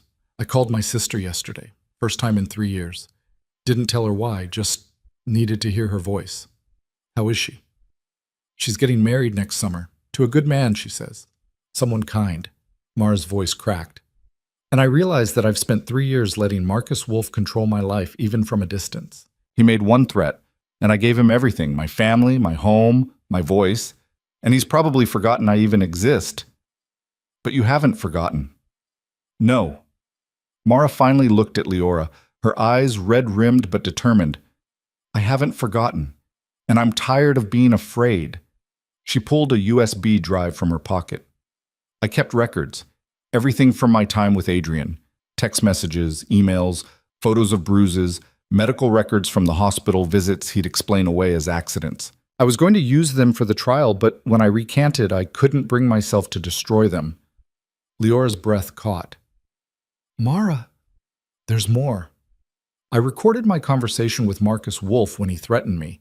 I was wearing a wire because my lawyer suggested it, thought we might need protection. I've held on to it all this time like some kind of insurance policy, but I never had the courage to use it." She pressed the drive into Leora's hand. "Until now." "Are you sure? Once we use this, there's no taking it back." "I'm sure." Mara stood, brushing crumbs from her lap. "I'm not strong enough to stand on a stage and tell my story, but this I can do. Use it. Burn them to the ground."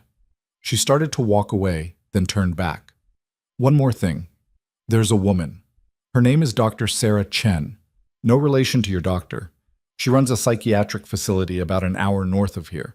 2 of Adrian's victims are in her care. She knows what happened to them, knows the Wolves paid for their placement to keep them quiet. She's been looking for a way to help them for years. Will she talk to me? I called her this morning, told her you might reach out. She's expecting you." Mara handed Leora a slip of paper with an address. "Leora, thank you for being brave enough to start this. Maybe by the time you're done, women like us won't have to run anymore." After Mara left, Leora sat on the bench for a long time, the USB drive clutched in her hand. She'd come to Portland hoping for a maybe, a possibility. Instead, she'd found ammunition. She called Marco. I need transport to Evergreen Heights Psychiatric Facility. And Marco, tell Dante we have evidence. Real, documented, undeniable evidence. The facility was nothing like the sterile institutions Leora had imagined. It sat on wooded grounds, more like a retreat center than a hospital, all natural light and calming colors. Dr. Sarah Chen met her in the lobby, a woman in her 60s with silver hair and sharp, intelligent eyes that missed nothing. Miss Vance, Mara called ahead. Please come to my office. They walked through quiet hallways past common rooms where patients read or played cards or simply stared out windows. Dr. Chen's office was lined with books, a large window overlooking gardens where more patients wandered under the supervision of staff. I need to be direct with you, Dr. Chen said once they were seated. What you're asking me to do violates patient confidentiality. Even with the best intentions, I could lose my license. I understand, and I wouldn't ask if there was any other way. But these women are victims who were silenced and institutionalized when they tried to speak out. Yes, I'm aware. Dr. Chen pulled 2 files from her desk. Emily Sutton and Rebecca Glass, both admitted 3 years ago after what their intake papers describe as psychotic breaks. Both were seeing Adrian Wolfe before their admissions, and both had their care paid for in advance by a trust established through Marcus Wolfe's law firm. What really happened to them? Emily tried to go to the police. She filed a report about Adrian's abuse, documented everything. The next day, she was picked up by officers claiming she'd threatened to harm herself. By the time I saw her, she'd been given enough sedatives to make her genuinely unstable. Her family, believing the police reports, signed commitment papers. Dr. Chen's voice was tight with barely controlled anger. Rebecca's story is similar. She tried to leave Adrian and he convinced her family she was having a breakdown. They institutionalized her for her own protection. Can they testify? Emily is lucid most days. She'd be capable of giving testimony if she chose to. Rebecca is more fragile, but she has moments of clarity. Dr. Chen leaned forward. But Miss Vance, you need to understand what you'd be asking of them. These women have been here for 3 years. They've been told by everyone, their families, their doctors, the legal system, that they're unreliable, that their memories can't be trusted, asking them to relive their trauma, to stand up against the men who put them here. I know. Leora's voice was quiet. Believe me, I know exactly what I'm asking, but they deserve the chance to decide for themselves whether they want to fight back. Dr. Chen studied her for a long moment. You're different from what I expected. Mara described you as determined, but I see something else. You're angry. Furious, Leora admitted. I spent 3 years being told I was crazy, that I was making things up, that I deserved what happened to me. And then I find out there are women locked away, their whole lives stolen, because they dared to speak the truth about Adrian Wolfe. So yes, I'm angry. Angry enough to burn down everything the Wolfes have built. Good. Dr. Chen stood. Anger can be a powerful motivator for change. Come with me. I'll introduce you to Emily, but the decision to help is hers alone. Emily Sutton was in the garden, sitting on a bench and drawing in a sketchbook. She was thin, almost fragile-looking, with long dark hair and eyes that seemed older than her 28 years. She looked up as Dr. Chen and Leora approached, her expression wary. Emily, this is Leora Vance. She'd like to talk with you, if you're willing. Emily's gaze fixed on Leora with unnerving intensity. You're the one Mara mentioned, the woman who got away from Adrian. Yes. And now you want to take him down? It wasn't a question. I do. But I can't do it alone. I need help from women who know the truth about what he is. Emily laughed, a brittle sound. The truth? I told the truth. It got me locked up and labeled insane. My own parents think I'm delusional. Why would anyone believe me now? Because this time, you won't be alone. This time, we have evidence, documentation, other witnesses. This time, we're not asking permission or waiting for the system to protect us. We're taking the fight directly to them. Leora sat on the bench beside her. In 10 days, there's a gala at the Grandview Hotel. Every important person in the city will be there, including Adrian and his father. I'm going to walk in and tell my story in front of all of them, with cameras rolling and reporters watching. They can call me crazy, but they can't stop the story from getting out. That's suicide, Emily said flatly. Marcus Wolfe will destroy you. He'll try, but I'm not giving him the chance to do it quietly. Everything will be public, documented, undeniable. And if you're willing to add your voice to mine, if you're willing to show the world what the Wolves did to you." Leora pulled out her phone, showed Emily the photos Marco had compiled, Cassidy Morrison, Mara Quinn, the others. "You could help save the next woman they target." Emily stared at the photos, her hands beginning to shake. "I knew Cassidy. We were in the same support group before she disappeared. And Mara, I met her once. Adrian introduced us at some party, probably got off on having two of his victims in the same room without us knowing." Her voice dropped. "Is Cassidy really dead?" "We believe so. We just can't prove it yet." "Then prove it. Prove all of it." Emily's eyes hardened. "I'll testify. I'll tell everyone exactly what Adrian did, and how his father covered it up. I don't care if my family disowns me all over again. I don't care if I spend the rest of my life in this place. At least I'll know I tried to stop him." Relief flooded through Leora. "Thank you. Don't thank me yet. Wait and see if we survive this first." Emily closed her sketchbook. "What do you need from me?" "A video testimony. Recorded here with Dr. Chen as a witness. You don't have to go to the gala in person. I know that would be too much. But we'll play your testimony on the screens. Let everyone see what the Wolves are capable of." "When?" "Tomorrow, if possible." "We don't have much time." Emily nodded. "Tomorrow, then. Dr. Chen, will you help?" "Of course." Dr. Chen's voice was gentle. "And Emily? For what it's worth, I've always believed you. I've just never had the power to do anything about it until now." They spent the next hour planning the testimony, going over what Emily felt comfortable sharing. By the time Leora left the facility, she had commitments from both Emily and Rebecca Glass, who'd listened to their conversation from nearby and quietly asked to be included. Marco picked her up at the gates, his expression unreadable as she slid into the car. "2 more witnesses," she told him, "and recorded evidence from Mara. How's Dante doing on his end?" "He's been busy." Marco pulled onto the highway. He tracked down Cassidy Morrison's family. Her parents are willing to talk about her disappearance, about the trust fund. And he's got forensic accountants tearing through the Wolf's financial records. We've found at least 15 shell companies tied to Marcus's extortion schemes. Is it enough? It's a start. But Leora, I need to tell you something. Marco's tone shifted, became more serious. Adrian knows you're alive. Leora's blood ran cold. How? We're not sure. But 3 days ago, someone started making inquiries, asking about a woman matching your description, checking hospitals and shelters along the coast. They haven't found you yet, but they're looking. Does he know about Portland? No, we've been careful to cover your tracks, but we need to get you back to the estate soon. It's not safe for you to be exposed like this much longer. Not yet. I need 1 more day to record the testimonies with Emily and Rebecca. Then I'll come back. Marco's jaw tightened, but he nodded. 1 more day. But Leora, if anything feels wrong, if you see anything suspicious, you call me immediately. Adrian's not just looking for you, he's hunting you, and men like him don't stop until they get what they want. That night, alone in her safe house, Leora lay awake listening to every creak and groan of the building. She kept thinking about Marco's words. Adrian was hunting her. Part of her wanted to run, to get on the next plane back to the estate and hide behind those iron gates until this was all over. But another part of her, the part that had been growing stronger since the night she collapsed in the rain, refused to back down. She'd spent 3 years being hunted, being prey. It was time to become the hunter. Her phone buzzed. Dante. Marco told me about Adrian. Come home.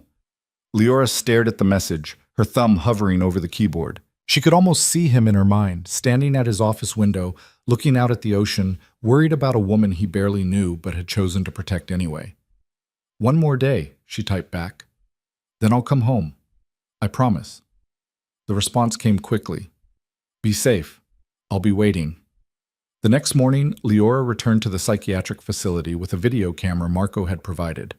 Doctor. Chen had arranged for a private room, neutral and calm, where Emily and Rebecca could record their testimonies without pressure. Emily went first.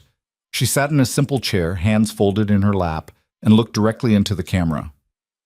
My name is Emily Sutton. 3 years ago, I was in a relationship with Adrian Wolf. At first, he was charming, attentive, everything I thought I wanted. But slowly, He began to isolate me from my friends and family. He'd criticize my choices, tell me I was being paranoid when I questioned him, convince me that I needed him because I wasn't stable enough to function on my own. Her voice was steady, matter of fact, but Leora could see her hands trembling slightly. The abuse started small.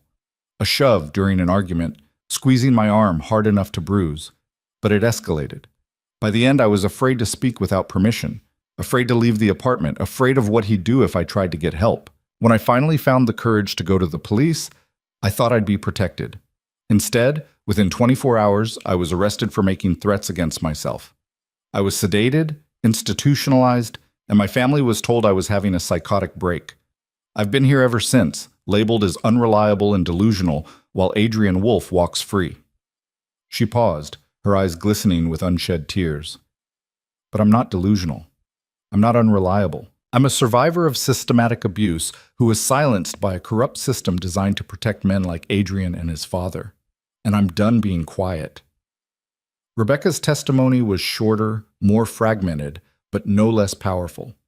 She spoke about the gaslighting, the control, the way Adrian had convinced her own family that she was unstable so they'd commit her when she tried to leave him.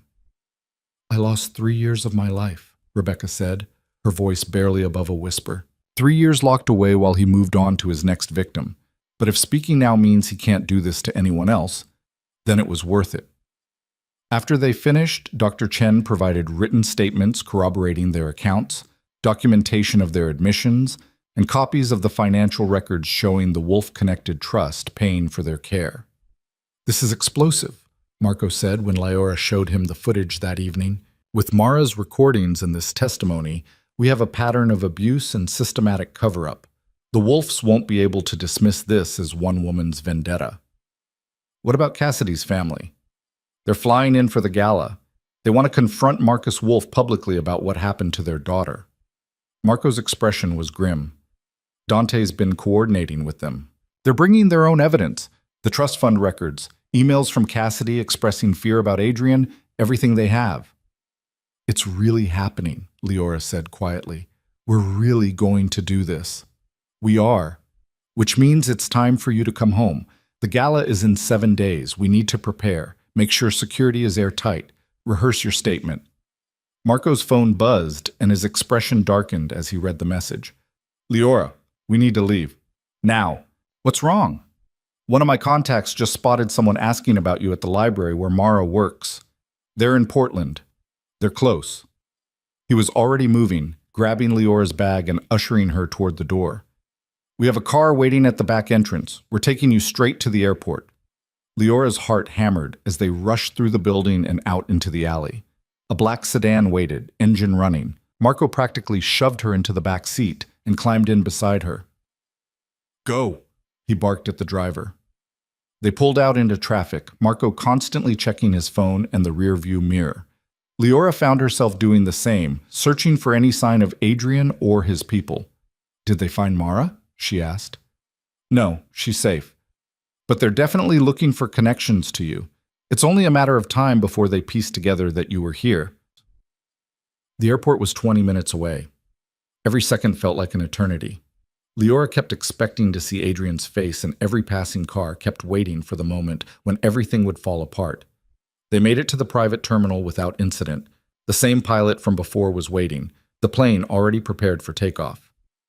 Straight shot back home, Marco said. I'll be on the next commercial flight.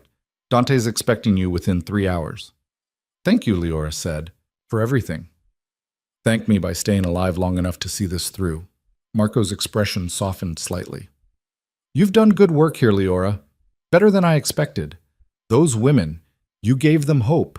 Don't waste it by taking unnecessary risks from here on out. The flight back felt longer than the flight out, every minute stretching as Leora replayed the past week in her mind. She'd gone to Portland hoping to find one witness. She was returning with 3 testimonies, documented evidence, and the beginning of a case that could bring down one of the city's most powerful families. But she was also returning to a man who'd been waiting, worrying, risking everything he'd built to protect her. The thought of seeing Dante again made something warm unfold in her chest, something she wasn't quite ready to examine too closely. The plane landed as the sun was setting, painting the sky in shades of orange and gold. A car was waiting on the tarmac, Vincent behind the wheel, his expression as unreadable as ever. "Miss Vance," he said with a slight nod. "Welcome back. Mr. Moretti is waiting at the house." The drive to the estate was familiar now, the winding coastal road that had once been a desperate escape now feeling almost like a homecoming. When the iron gates came into view, Leora felt something in her chest relax. The gates swung open as they approached, and there, standing on the front steps of the main house, was Dante. He didn't move as the car pulled up, didn't rush forward or demand explanations. He just stood there, waiting, his dark eyes fixed on her with an intensity that made Leora's breath catch. She got out of the car, and for a moment, they just looked at each other across the distance. Then Dante moved, closing the gap between them in a few long strides. "You're back," he said, his voice rough. "I promised I would be." Without warning, Dante pulled her into his arms, holding her tightly against his chest. Leora stiffened for just a moment. 3 years with Adrian had taught her to fear sudden movements, unexpected touches. But this was different. This was safety, warmth, the bone-deep relief of coming home. She wrapped her arms around him and held on. "Don't do that again," Dante murmured into her hair. "Don't put yourself at risk like that. When Marco called and said Adrian's people were in Portland, He stopped, pulled back to look at her. "You're important to me. More important than I expected. I need you to be safe." "I am safe. I'm here." Leora looked up at him, seeing something in his expression that made her heart race for reasons that had nothing to do with fear. "And I brought back everything we need to finish this. Tell me." They went inside to Dante's office where Marco was already waiting via video call. Leora laid out everything. Mara's evidence, the video testimonies, Dr. Chen's documentation, the commitment from Cassidy Morrison's family. By the time she finished, both men were staring at her with something like awe. "This is more than I hoped for," Dante said quietly. "This is enough to destroy them." "But we need to be smart about how we use it," Marco added. "The gala is in 7 days. That gives us time to coordinate everything, make sure all our witnesses are protected, ensure the media coverage is locked down."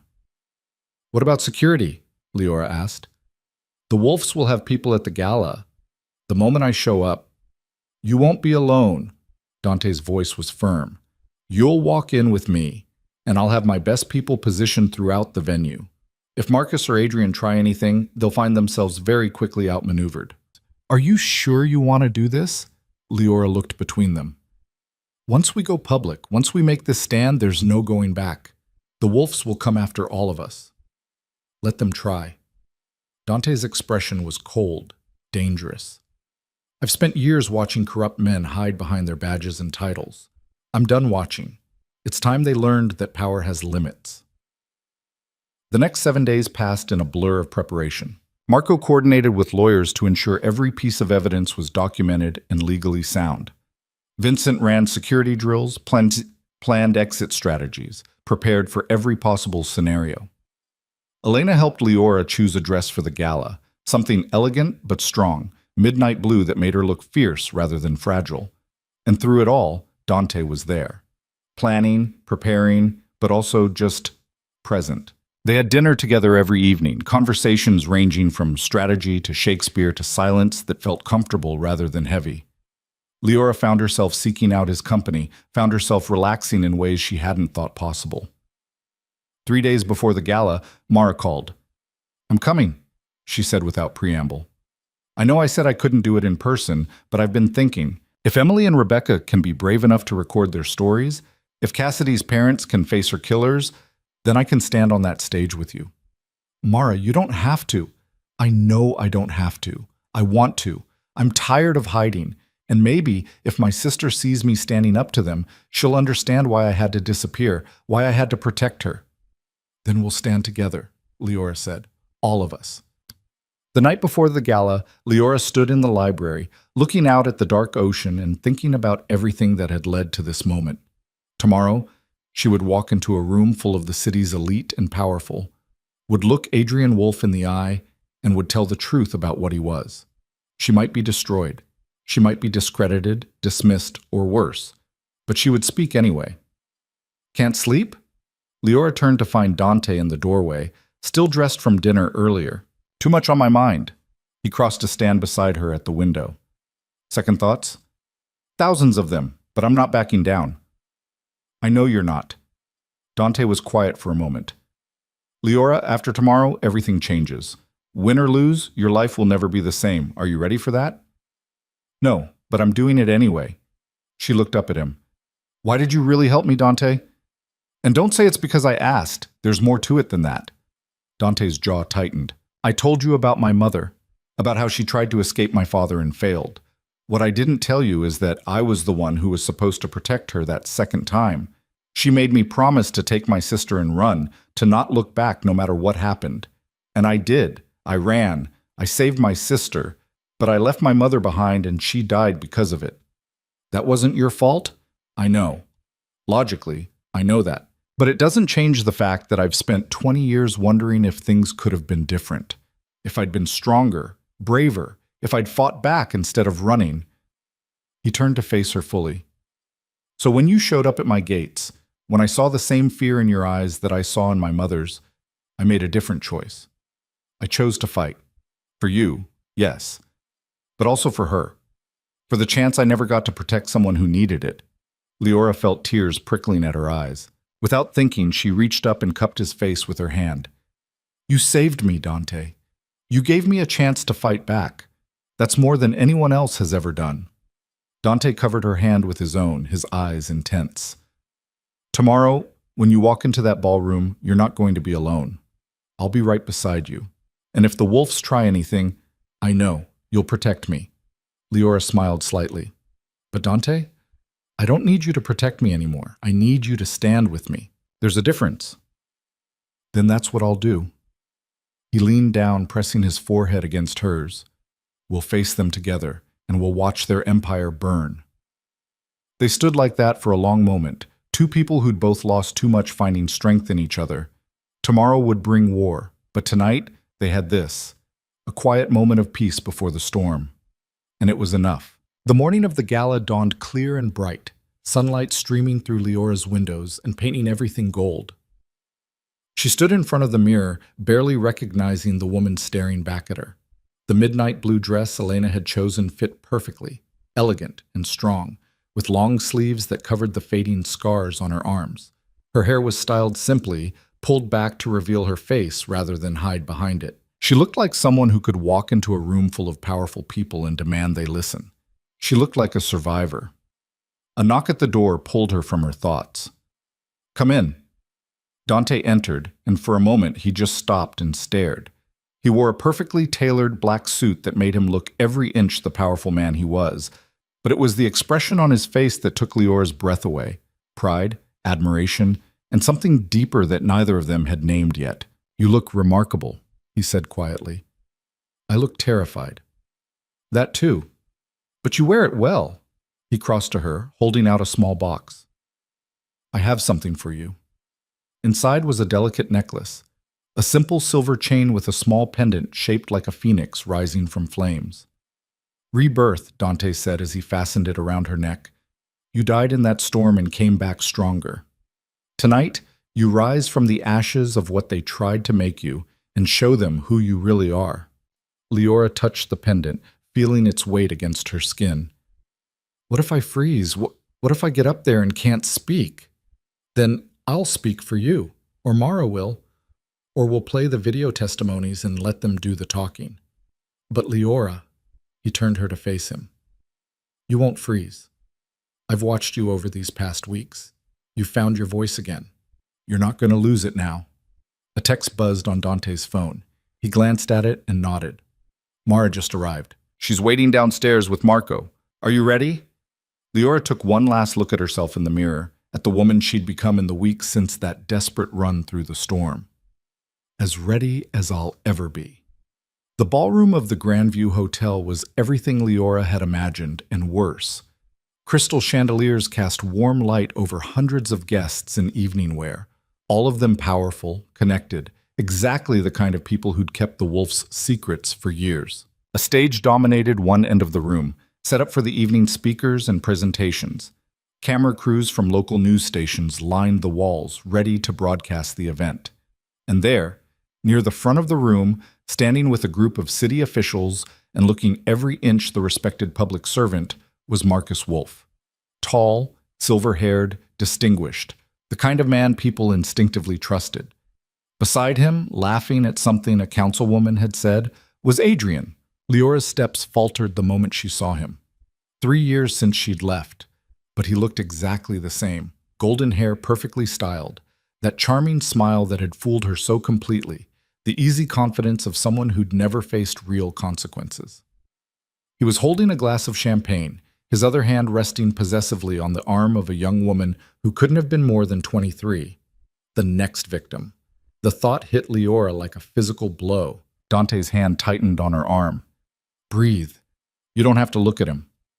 But Leora couldn't look away, because in that moment, seeing Adrian with another woman, another target, she felt something shift inside her.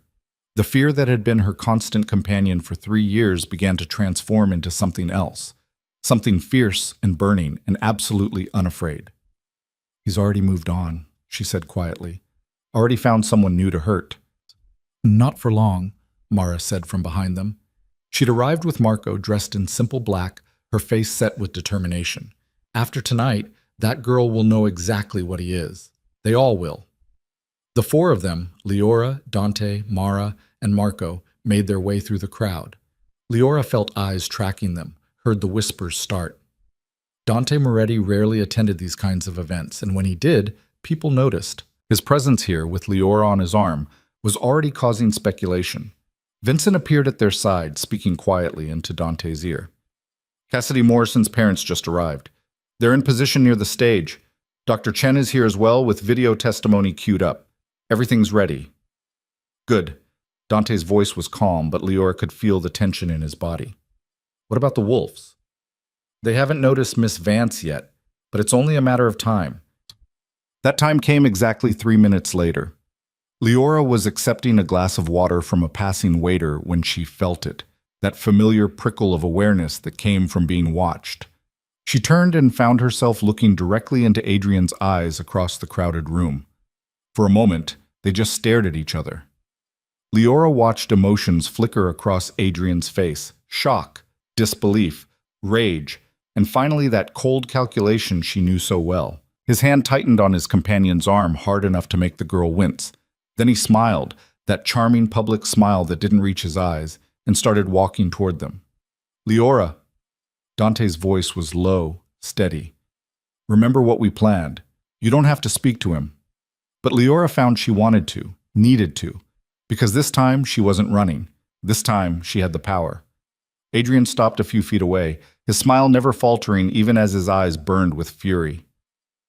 Leora. What a surprise. I've been so worried about you. I'm sure you have. Her voice came out stronger than she expected. You disappeared so suddenly. I've had people searching everywhere. Your family will be relieved to know you're safe. He glanced at Dante, his expression flickering with barely concealed contempt. Though I'm surprised at the company you're keeping now. I would have thought you'd have better judgment than to associate with criminals. Funny, Leora said. I was just thinking the same thing about the 3 years I spent with you. Adrian's smile tightened. Behind him, Marcus Wolf had noticed the confrontation and was making his way over, his expression stern with manufactured concern. Leora, dear, you're clearly not well, Adrian said, his tone shifting to that patronizing gentleness that used to make her doubt her own sanity. Why don't we go somewhere quiet and talk? I can help you get the treatment you need. I don't need treatment. I need you and your father to answer for what you've done. What I've done? Adrian laughed, the sound perfectly calibrated for the growing audience around them. Leora, sweetheart, I think your memory is confused. I took care of you, loved you, and this is how you repay me, by running off with, by escaping, Leora interrupted, her voice ringing clear. By running for my life when you tried to kill me that night in the storm. The murmurs around them grew louder. Marcus Wolf reached them, his hand landing on Adrian's shoulder in a gesture that looked fatherly but was clearly meant to silence him. Miss Vance, Marcus said smoothly, I understand you've been through a difficult time. My son has told me about your struggles with mental health. If you need help, we can arrange. I don't need your help. I need you to stop lying. Leora looked around at the gathered crowd, at the cameras that were starting to turn their way. I need everyone here to know what you are, what your son is, what you've both been doing for years. This is harassment, Marcus said, his voice hardening. Security. Touch her, and you'll regret it. Dante's voice was quiet but carried absolute authority. Around them, Leora saw Vincent and several other men moving into position, their presence a subtle but unmistakable threat. The ballroom had gone almost silent now, everyone watching the confrontation unfold. The master of ceremonies approached, looking flustered. Perhaps we should all take a moment to calm down. An excellent idea, Marco said, appearing at the man's elbow. Why don't we move this to the stage? After all, this gala is about victims' rights, and Miss Vance has quite a story to share about being victimized. Marcus's expression went cold. This is not the appropriate venue. It's the perfect venue, Mara said, stepping forward. Her voice shook slightly, but she didn't back down. A gala honoring justice, hosted by the DA's office. Where better to expose how that office has been covering up crimes for years? Adrian's mask finally slipped, his handsome face twisting with rage. Mara, I should have known you'd be involved in this. Still bitter about how things ended between us. Still traumatized by what you did to me, Mara shot back. Still furious that your father threatened my sister to keep me quiet, but not quiet anymore. The crowd was murmuring louder now, phones coming out to record, news cameras swiveling to capture everything.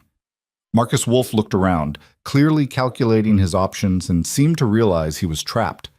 If he tried to shut this down forcibly, it would look like suppression. If he let it play out, he risked exposure. Either way, he was losing control of the narrative. Fine, he said finally, his voice tight. If Miss Vance wants to make wild accusations in front of the entire city, let her, but she should be prepared for the consequences of slander. I'm not worried about slander, Leora said, because everything I'm about to say is true, and I have proof. Marco was already moving, coordinating with the AV team. Within minutes, the stage was set. Leora stood at the podium, looking out at hundreds of faces, some curious, some skeptical, some already sympathetic. The cameras were rolling live, broadcasting to every major news outlet in the city. And there, in the front row, sat Adrian and Marcus Wolf, their expressions carefully neutral, but their eyes burning with barely contained fury. Dante stood just off stage, close enough to reach her if needed. Mara was beside him, her face pale but determined. And in seats near the back, Leora could see Cassidy Morrison's parents, holding each other's hands and waiting for their moment to speak. Leora gripped the podium, her heart hammering so hard she could barely hear her own thoughts. For a moment, the old fear tried to rise up, tried to convince her she was making a mistake, that she should apologize and disappear before it was too late. Then she looked at Adrian, saw the cold confidence in his eyes, the certainty that she would break, that she would run just like all the others, and she began to speak. My name is Leora Vance. 3 years ago, I met a man named Adrian Wolf. He was charming, successful, everything I thought I wanted. I didn't know that I was walking into a carefully constructed trap. I didn't know that he was a predator who specialized in isolating vulnerable women and breaking them down until they had nothing left. The room was dead silent now. Adrian's smile had frozen on his face. For 3 years, Adrian controlled every aspect of my life. He cut me off from my friends, my family, my career. He convinced me I was unstable, that I needed him to survive. And when I tried to leave, when I questioned him, he hurt me. Not just emotionally, but physically. He broke my ribs once during an argument. He strangled me until I passed out. He locked me in rooms for days at a time to teach me lessons about obedience. Someone in the audience gasped. Adrian started to stand, but his father's hand on his shoulder forced him back down. And when I finally escaped, when I ran through a storm in bare feet because I'd rather die than spend one more night under his control, his father, District Attorney Marcus Wolf, tried to have me declared mentally incompetent, tried to use his position and power to drag me back to his son. Leora paused, letting her words sink in. Then she nodded to Marco. The screens behind her lit up with images, medical records from Dr. Chen documenting Leora's injuries, bank statements showing how Adrian had controlled her finances, emails and texts where he threatened her, manipulated her, gaslit her. But I'm not the first victim. I'm not even the fifth. Leora's voice grew stronger. Adrian Wolfe has a pattern of targeting vulnerable women, and when those women try to escape or expose him, his father uses his position as district attorney to silence them. The screen changed to show photos of other women. Cassidy Morrison, smiling and alive in pictures provided by her parents. Emily Sutton and Rebecca Glass, their faces somber as they stared into the camera. Mara Quinn, standing beside Leora now in solidarity. Cassidy Morrison dated Adrian 6 years ago. She tried to leave him. 3 months later, she disappeared. Her trust fund was liquidated, and the money ended up in accounts controlled by Marcus Wolfe's law firm. Her body has never been found. Cassidy's mother let out a sob. Her father stood, his face grief-stricken and furious. "My daughter was murdered, and this man covered it up." Security moved toward him, but Dante's men were faster, positioning themselves protectively. The cameras caught everything. Emily Sutton and Rebecca Glass both tried to press charges against Adrian, Leora continued. Both were institutionalized and labeled mentally ill before they could testify. Both have been locked away for 3 years, silenced and discredited, and both are ready to tell their stories now. The screen shifted to video testimony. Emily appeared first, her face calm and steady as she described her relationship with Adrian, the abuse, the way Marcus Wolfe had orchestrated her commitment to a psychiatric facility to keep her from testifying. Then Rebecca, her voice softer, but no less powerful, detailing the same pattern of abuse and systematic silencing. Adrian was on his feet now, his face flushed. "This is ridiculous. These women are clearly disturbed. My father and I have done nothing but try to help." "Help?" Mara's voice cut through his protest. She walked onto the stage, pulling a small recording device from her pocket. "Is this what you call help?" She pressed play. Marcus Wolfe's voice filled the ballroom, cold and threatening, as he described exactly what would happen to Mara's sister if she didn't recant her testimony. The recording was crystal clear, damning, undeniable. The crowd erupted. Reporters surged forward, shouting questions. Marcus Wolfe stood, his face ashen, trying to make his way toward the exit. But police officers, real ones, not ones on his payroll, were already moving in, directed by investigators who'd been waiting for exactly this moment. "Marcus Wolfe, you're under arrest for obstruction of justice, witness intimidation, and conspiracy to commit fraud," one of them announced, loud enough for the cameras to catch. Marcus's carefully constructed mask of respectability finally shattered. "This is a setup. These accusations are false. I have rights." "You have the right to remain silent," the officer continued, snapping handcuffs onto his wrists. Adrian tried to run. He actually turned and tried to push through the crowd, but Vincent and Marco were there blocking his path. More officers closed in. "Adrian Wolfe, you're under arrest for assault, kidnapping, and conspiracy. Additional charges pending investigation into the disappearance of Cassidy Morrison." "No!" Adrian's voice was shrill now, desperate. He looked around wildly, searching for anyone who would help him. His eyes landed on Leora, and for a moment she saw real fear there. "Leora, please, tell them this is all a misunderstanding. Tell them the truth." Leora descended from the stage, walking toward him with her head held high. "That you're a monster who hides behind charm and family connections? That you've destroyed lives and felt no remorse? That you would have killed me if I hadn't run?" She stopped directly in front of him, close enough to see the panic in his eyes. "I am telling them the truth. Finally." Adrian lunged at her, breaking free from the officers for just a moment. But Dante was faster, stepping between them and catching Adrian's wrist in an iron grip. "Don't," Dante said quietly, his voice deadly calm. "Give me an excuse, please." For a moment, the two men faced each other. Then Adrian seemed to crumple, all his charm and confidence draining away as the officers pulled him back and secured the handcuffs. The ballroom erupted in chaos, reporters shouting questions, guests talking over each other, cameras flashing. But Leora barely heard any of it. She was watching Adrian being led away in handcuffs, Marcus Wolfe shouting about his lawyers and his rights, both of them finally facing consequences. Mara appeared at her side, tears streaming down her face. "We did it. We actually did it."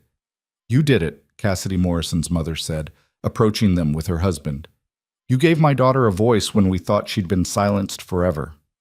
"Thank you." More people came forward. Women who'd heard rumors about Adrian but never felt safe speaking up. prosecutors who'd suspected Marcus Wolf's corruption but lacked proof, survivors of other crimes who'd been dismissed by the DA's office. The floodgates had opened, and everything the Wolfs had buried was finally coming to light. Through it all, Dante stayed close to Leora's side, a steady presence in the chaos. When the reporters became too aggressive, he and Vincent created a protective barrier. When Leora's legs started to shake from adrenaline crash, he was there to steady her. "We need to get you out of here," he said quietly. "This is going to get worse before it gets better." But Leora shook her head. "Not yet. I need to see them taken away. I need to know it's really over." So they stayed, watching as Adrian and Marcus were led out of the hotel in handcuffs, cameras documenting every moment.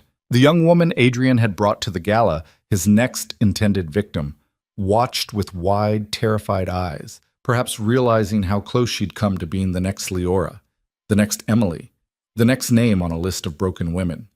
It was only after the police cars had driven away, after the crowd had begun to disperse and the reporters had filed their stories, that Leora finally allowed herself to collapse. Dante caught her, lifting her into his arms without a word and carrying her out through a back entrance where Marco had a car waiting. The drive back to the estate passed in a blur. Leora was dimly aware of Mara in the seat beside her, of Marco on the phone coordinating with lawyers and investigators, of Vincent driving with his usual calm efficiency. But mostly she was aware of Dante's arm around her shoulders, keeping her grounded, keeping her safe. By the time they reached the estate, the first news reports were already breaking. Every major outlet was running the story. District Attorney and son arrested on multiple charges. Video testimonies expose systematic abuse and cover-up. Victims come forward after years of silence. The Wolf's empire was crumbling in real time, every news cycle bringing new revelations, new victims, new evidence of their crimes. Elena met them at the door, her expression fierce with pride. "You are magnificent, all of you. Come. I've prepared rooms for Miss Quinn and food for everyone." But Leora couldn't eat, couldn't sleep, couldn't do anything but pace the library and watch the news coverage roll in. The story was everywhere. International outlets were picking it up. Social media was exploding with support for the victims and outrage at the corruption. And through it all, more women kept coming forward. Women Adrian had dated briefly before moving on. Women who'd worked with Marcus Wolf and witnessed his corruption. Women who'd tried to report crimes only to have their cases buried by the DA's office. The pattern was undeniable, overwhelming, devastating. "They're saying Marcus will be disbarred," Marco reported around midnight. "The state attorney general has already announced an investigation into every case his office has handled in the last 20 years. And Adrian," he paused. "They found evidence at his apartment, photos of women, including ones who were reported missing. The investigation into Cassidy Morrison's death has been reopened as a homicide case." Leora closed her eyes, feeling grief wash over her. Cassidy had been so close to escaping, so close to freedom, and instead, she'd paid the ultimate price for trying to stop a monster. "We got justice for her," Mara said quietly. She'd been sitting silently in the corner, processing everything. It doesn't bring her back, but at least her family knows the truth now. At least Adrian will answer for what he did. The next few days were a whirlwind of legal proceedings, media interviews, and coordinating with prosecutors. Leora gave her official statement to investigators, every detail she could remember about her 3 years with Adrian. Emily and Rebecca were released from the psychiatric facility, their commitments deemed fraudulent and coerced. Dr. Chen testified before a grand jury about the systematic abuse of the mental health system to silence victims. And slowly, the full scope of the Wolf's corruption emerged. Marcus had been running protection rackets for 15 years, using his office to extort business owners and silence anyone who threatened his power. Adrian had attacked at least 8 women over the course of a decade, with 3 deaths now being investigated as potential homicides. Their network of enablers, lawyers, judges, police officers who'd looked the other way, began to unravel as people rushed to cooperate in exchange for immunity. Through it all, Leora stayed at the estate, processing, healing, trying to figure out what came next. The woman who'd collapsed at these gates 5 weeks ago felt like a different person. That woman had been broken, terrified, convinced she had no power. This woman had stood on a stage in front of the entire city and exposed the men who'd tried to destroy her. She was sitting in the library one evening watching the sunset paint the ocean gold when Dante found her. "The prosecutor called," he said, settling into the chair beside her. "They're offering Adrian a plea deal, life in prison without parole in exchange for testimony against his father and the others in their network. Will he take it?" "His lawyers are recommending it. The evidence against him is overwhelming. If he goes to trial, he'll likely face the death penalty for Cassidy's murder." Dante's voice was quiet. "It's over, Leora. Really over. They're never getting out." Leora let that sink in. Over. Adrian would spend the rest of his life in prison. Marcus would die behind bars. Their empire of corruption and abuse had been completely dismantled. The women they'd hurt finally had justice. So why didn't she feel more victorious? "What's wrong?" Dante asked, reading her expression. "I don't know. I thought I'd feel different. Triumphant or relieved or something. But mostly I just feel empty." She looked at him. "What do I do now? This fight has consumed me for weeks. And now that it's over, I don't know who I am without it." Dante reached over and took her hand, his touch warm and solid. "Now you rebuild. You figure out who Leora Vance is when she's not running or fighting or surviving. You live. I don't even know how to do that anymore." "Then you learn, and you don't have to do it alone." He paused. "Unless you want to. The offer still stands. New identity, new city, fresh start somewhere far from here. I can arrange it all if that's what you need." Leora realized she was still wearing the lighthouse bracelet he'd given her. She touched it, remembering what he'd said, a safe harbor to return to. "What if I don't want to leave?" Dante's expression shifted, hope flickering in his dark eyes. "Then you stay, for as long as you want. This is your home, Leora, for as long as you need it to be." "And what about you?" The question came out softer than she intended. "Where do you fit in this new life I'm supposed to build?" "Wherever you want me to." Dante's voice was rough, vulnerable in a way she'd rarely heard. "I told you before, you're important to me. More important than I expected. These past weeks, having you here, fighting beside you, watching you become the woman you were always meant to be, I don't want that to end." "I'm still broken," Leora said quietly. "Still healing. I don't know if I'm ready for... I'm not asking for anything you're not ready to give. I'm just saying that whenever you are ready, if you are ready, I'm here. And if you're never ready, if you decide you need to find your own path without me, I'll accept that too." "Your choice, Leora. Always your choice."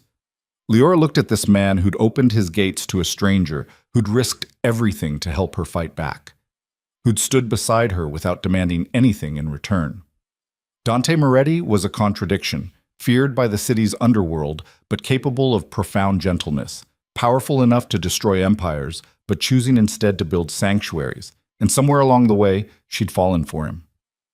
"I choose to stay," she said, "not because I need protection or have nowhere else to go, but because this feels like home. Because you feel like home." Dante's breath caught. "Leora, I'm not ready for everything yet," she continued. "I need time to heal, to figure out who I am, but I want to do that here, with you." The smile that spread across Dante's face was genuine, transformative. He pulled her close, wrapping his arms around her, and Leora let herself sink into the embrace. This was different from the desperate clinging of the night she'd arrived. This was choice. This was trust. This was the beginning of something new. 3 months later, Leora stood in front of a modest building in downtown, looking up at the sign that read Haven House in simple letters. The building had been empty for years, but with funding from Dante's legitimate business ventures and donations from people who'd been moved by Leora's story, it had been transformed into a refuge for women escaping abusive situations. Mara stood beside her, holding the ribbon they were about to cut for the grand opening. "Are you ready?" "I think so." Leora looked at the small crowd that had gathered, reporters, supporters, and several women who'd already expressed interest in the program. Emily and Rebecca were there too, both of them working as counselors, using their experiences to help others heal. Dr. Chen had signed on as the medical director, providing psychiatric care and testimony in cases that went to court. And there, standing slightly apart but watching with unmistakable pride, was Dante. Thank you all for coming, Leora said, her voice steady and strong. Haven House exists because too many women don't have a safe place to run to when they need to escape. Too many victims are silenced by systems that should protect them. This place is different. Here, women will find safety, resources, and most importantly, belief. We will believe their stories, we will stand with them, and we will help them rebuild their lives on their own terms. She cut the ribbon and the crowd applauded. The first residents would move in next week. 3 women who'd escaped situations similar to Leora's, all of them ready to start healing. As the crowd dispersed and the tours began, Dante approached. This is incredible, what you've built here. What we've built, Leora corrected. I couldn't have done any of this without you. You absolutely could have. You're the strongest person I've ever met, Leora Vance. Second strongest, she countered with a slight smile. Your mother fought her whole life. I just fought for a few weeks. My mother would have loved you. Dante's voice was soft. She would have been proud of what you've accomplished. They stood together, watching women tour the facility, imagining the lives that would be saved within these walls. The trial had concluded 2 weeks ago. Adrian sentenced to life without parole, Marcus to 35 years for his role in multiple crimes. Their network of enablers had been dismantled, replaced by prosecutors and officials committed to actual justice. The city was healing, and so was Leora. I've been thinking, she said, about what comes next. Haven House is important, but there's more work to do. More women who need help, more systems that need changing. What are you proposing? A foundation. Something bigger than just this building. We provide legal support for victims, fund investigations into corruption, offer relocation assistance for women who need to disappear. We become the resource I wish had existed when I was trapped. Dante studied her face. That's a massive undertaking. I know, but I can't do it alone. I'd need a partner, someone who understands power dynamics, who has resources and connections, who's willing to fight for people who can't fight for themselves. She looked at him directly. I'd need you. You already have me. Dante's expression was serious, committed.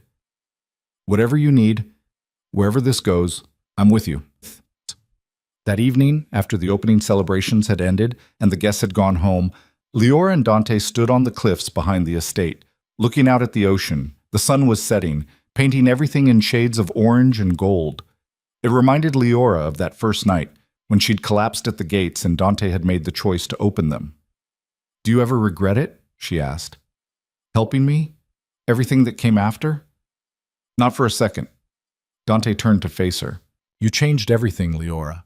My whole life, I've been trying to figure out how to use my power for something meaningful. You showed me how. By letting a half-dead woman into your house? By choosing compassion over convenience? By standing up to corruption even when it was dangerous? By proving that sometimes the bravest thing you can do is open a door for someone who needs it? Leora leaned against him, feeling his arms come around her. Over the past months, they'd grown closer in careful increments. Shared meals turning into long conversations, casual touches becoming more deliberate, the space between them gradually closing as Leora healed and learned to trust again. I love you, she said quietly. The words felt momentous, terrifying, and absolutely right. I don't know when it happened, but somewhere between opening those gates and standing beside me through everything that followed, I fell in love with you. Dante's arms tightened around her. I love you too. Have for a while now. I was just waiting for you to be ready to hear it. I'm ready. Leora turned in his arms, looking up at him. For all of it. For love, for partnership, for building something meaningful together. I'm ready to stop just surviving and start actually living. Dante kissed her then, gentle and careful and full of promise. It was nothing like the desperate passion of movies. It was better. It was real, earned through weeks of trust building and respect, grounded in genuine understanding of who they both were. When they pulled apart, Leora was smiling, a real smile, unforced and genuine. So what do we do now? Now? Dante took her hand. Now we go inside, have dinner with Mara and Marco and Elena and everyone else who's become our strange little family. Tomorrow we start planning the foundation, figuring out how to help more women, changing more systems. And the day after that, we keep going, keep building, keep fighting for people who need it. That sounds perfect. They walked back toward the house together, hand in hand. The lights were on inside, warm and welcoming. Through the windows, Leora could see Elena setting the table, Marco gesturing animatedly as he told some story, Mara laughing at whatever he was saying. Home, family, safety, love. All the things she'd thought she'd lost forever, found again in the last place she'd expected. The gates that had once been her salvation now stood open, not because they had to be, but because Leora had chosen to open them. She'd spent 3 years trapped behind walls of control and fear. Now she was free, truly free, to build walls only when she wanted them and tear them down when she didn't. And standing beside her, holding her hand and promising to face whatever came next together, was a man who'd learned that real power wasn't about control or fear. It was about choosing when to show mercy, when to open doors, and when to stand beside someone and fight. The woman who'd run through that storm barefoot and terrified was gone. In her place stood Leora Vance, survivor, advocate, fighter, lover. A woman who'd looked her monsters in the eye and refused to blink. A woman who'd transformed her pain into purpose and her survival into salvation for others. The storm had ended. The war was won. And now, finally, she could rest in the peace she'd fought so hard to claim. As they reached the door, Dante paused and looked at her. No regrets? Leora touched the lighthouse pennant at her neck, the phoenix rising from flames, all the symbols of the journey that had brought her here. Then she looked at the man beside her, the house full of people who'd become her chosen family, and the future that stretched out before them full of possibility. Not a single one, she said. And together they walked inside.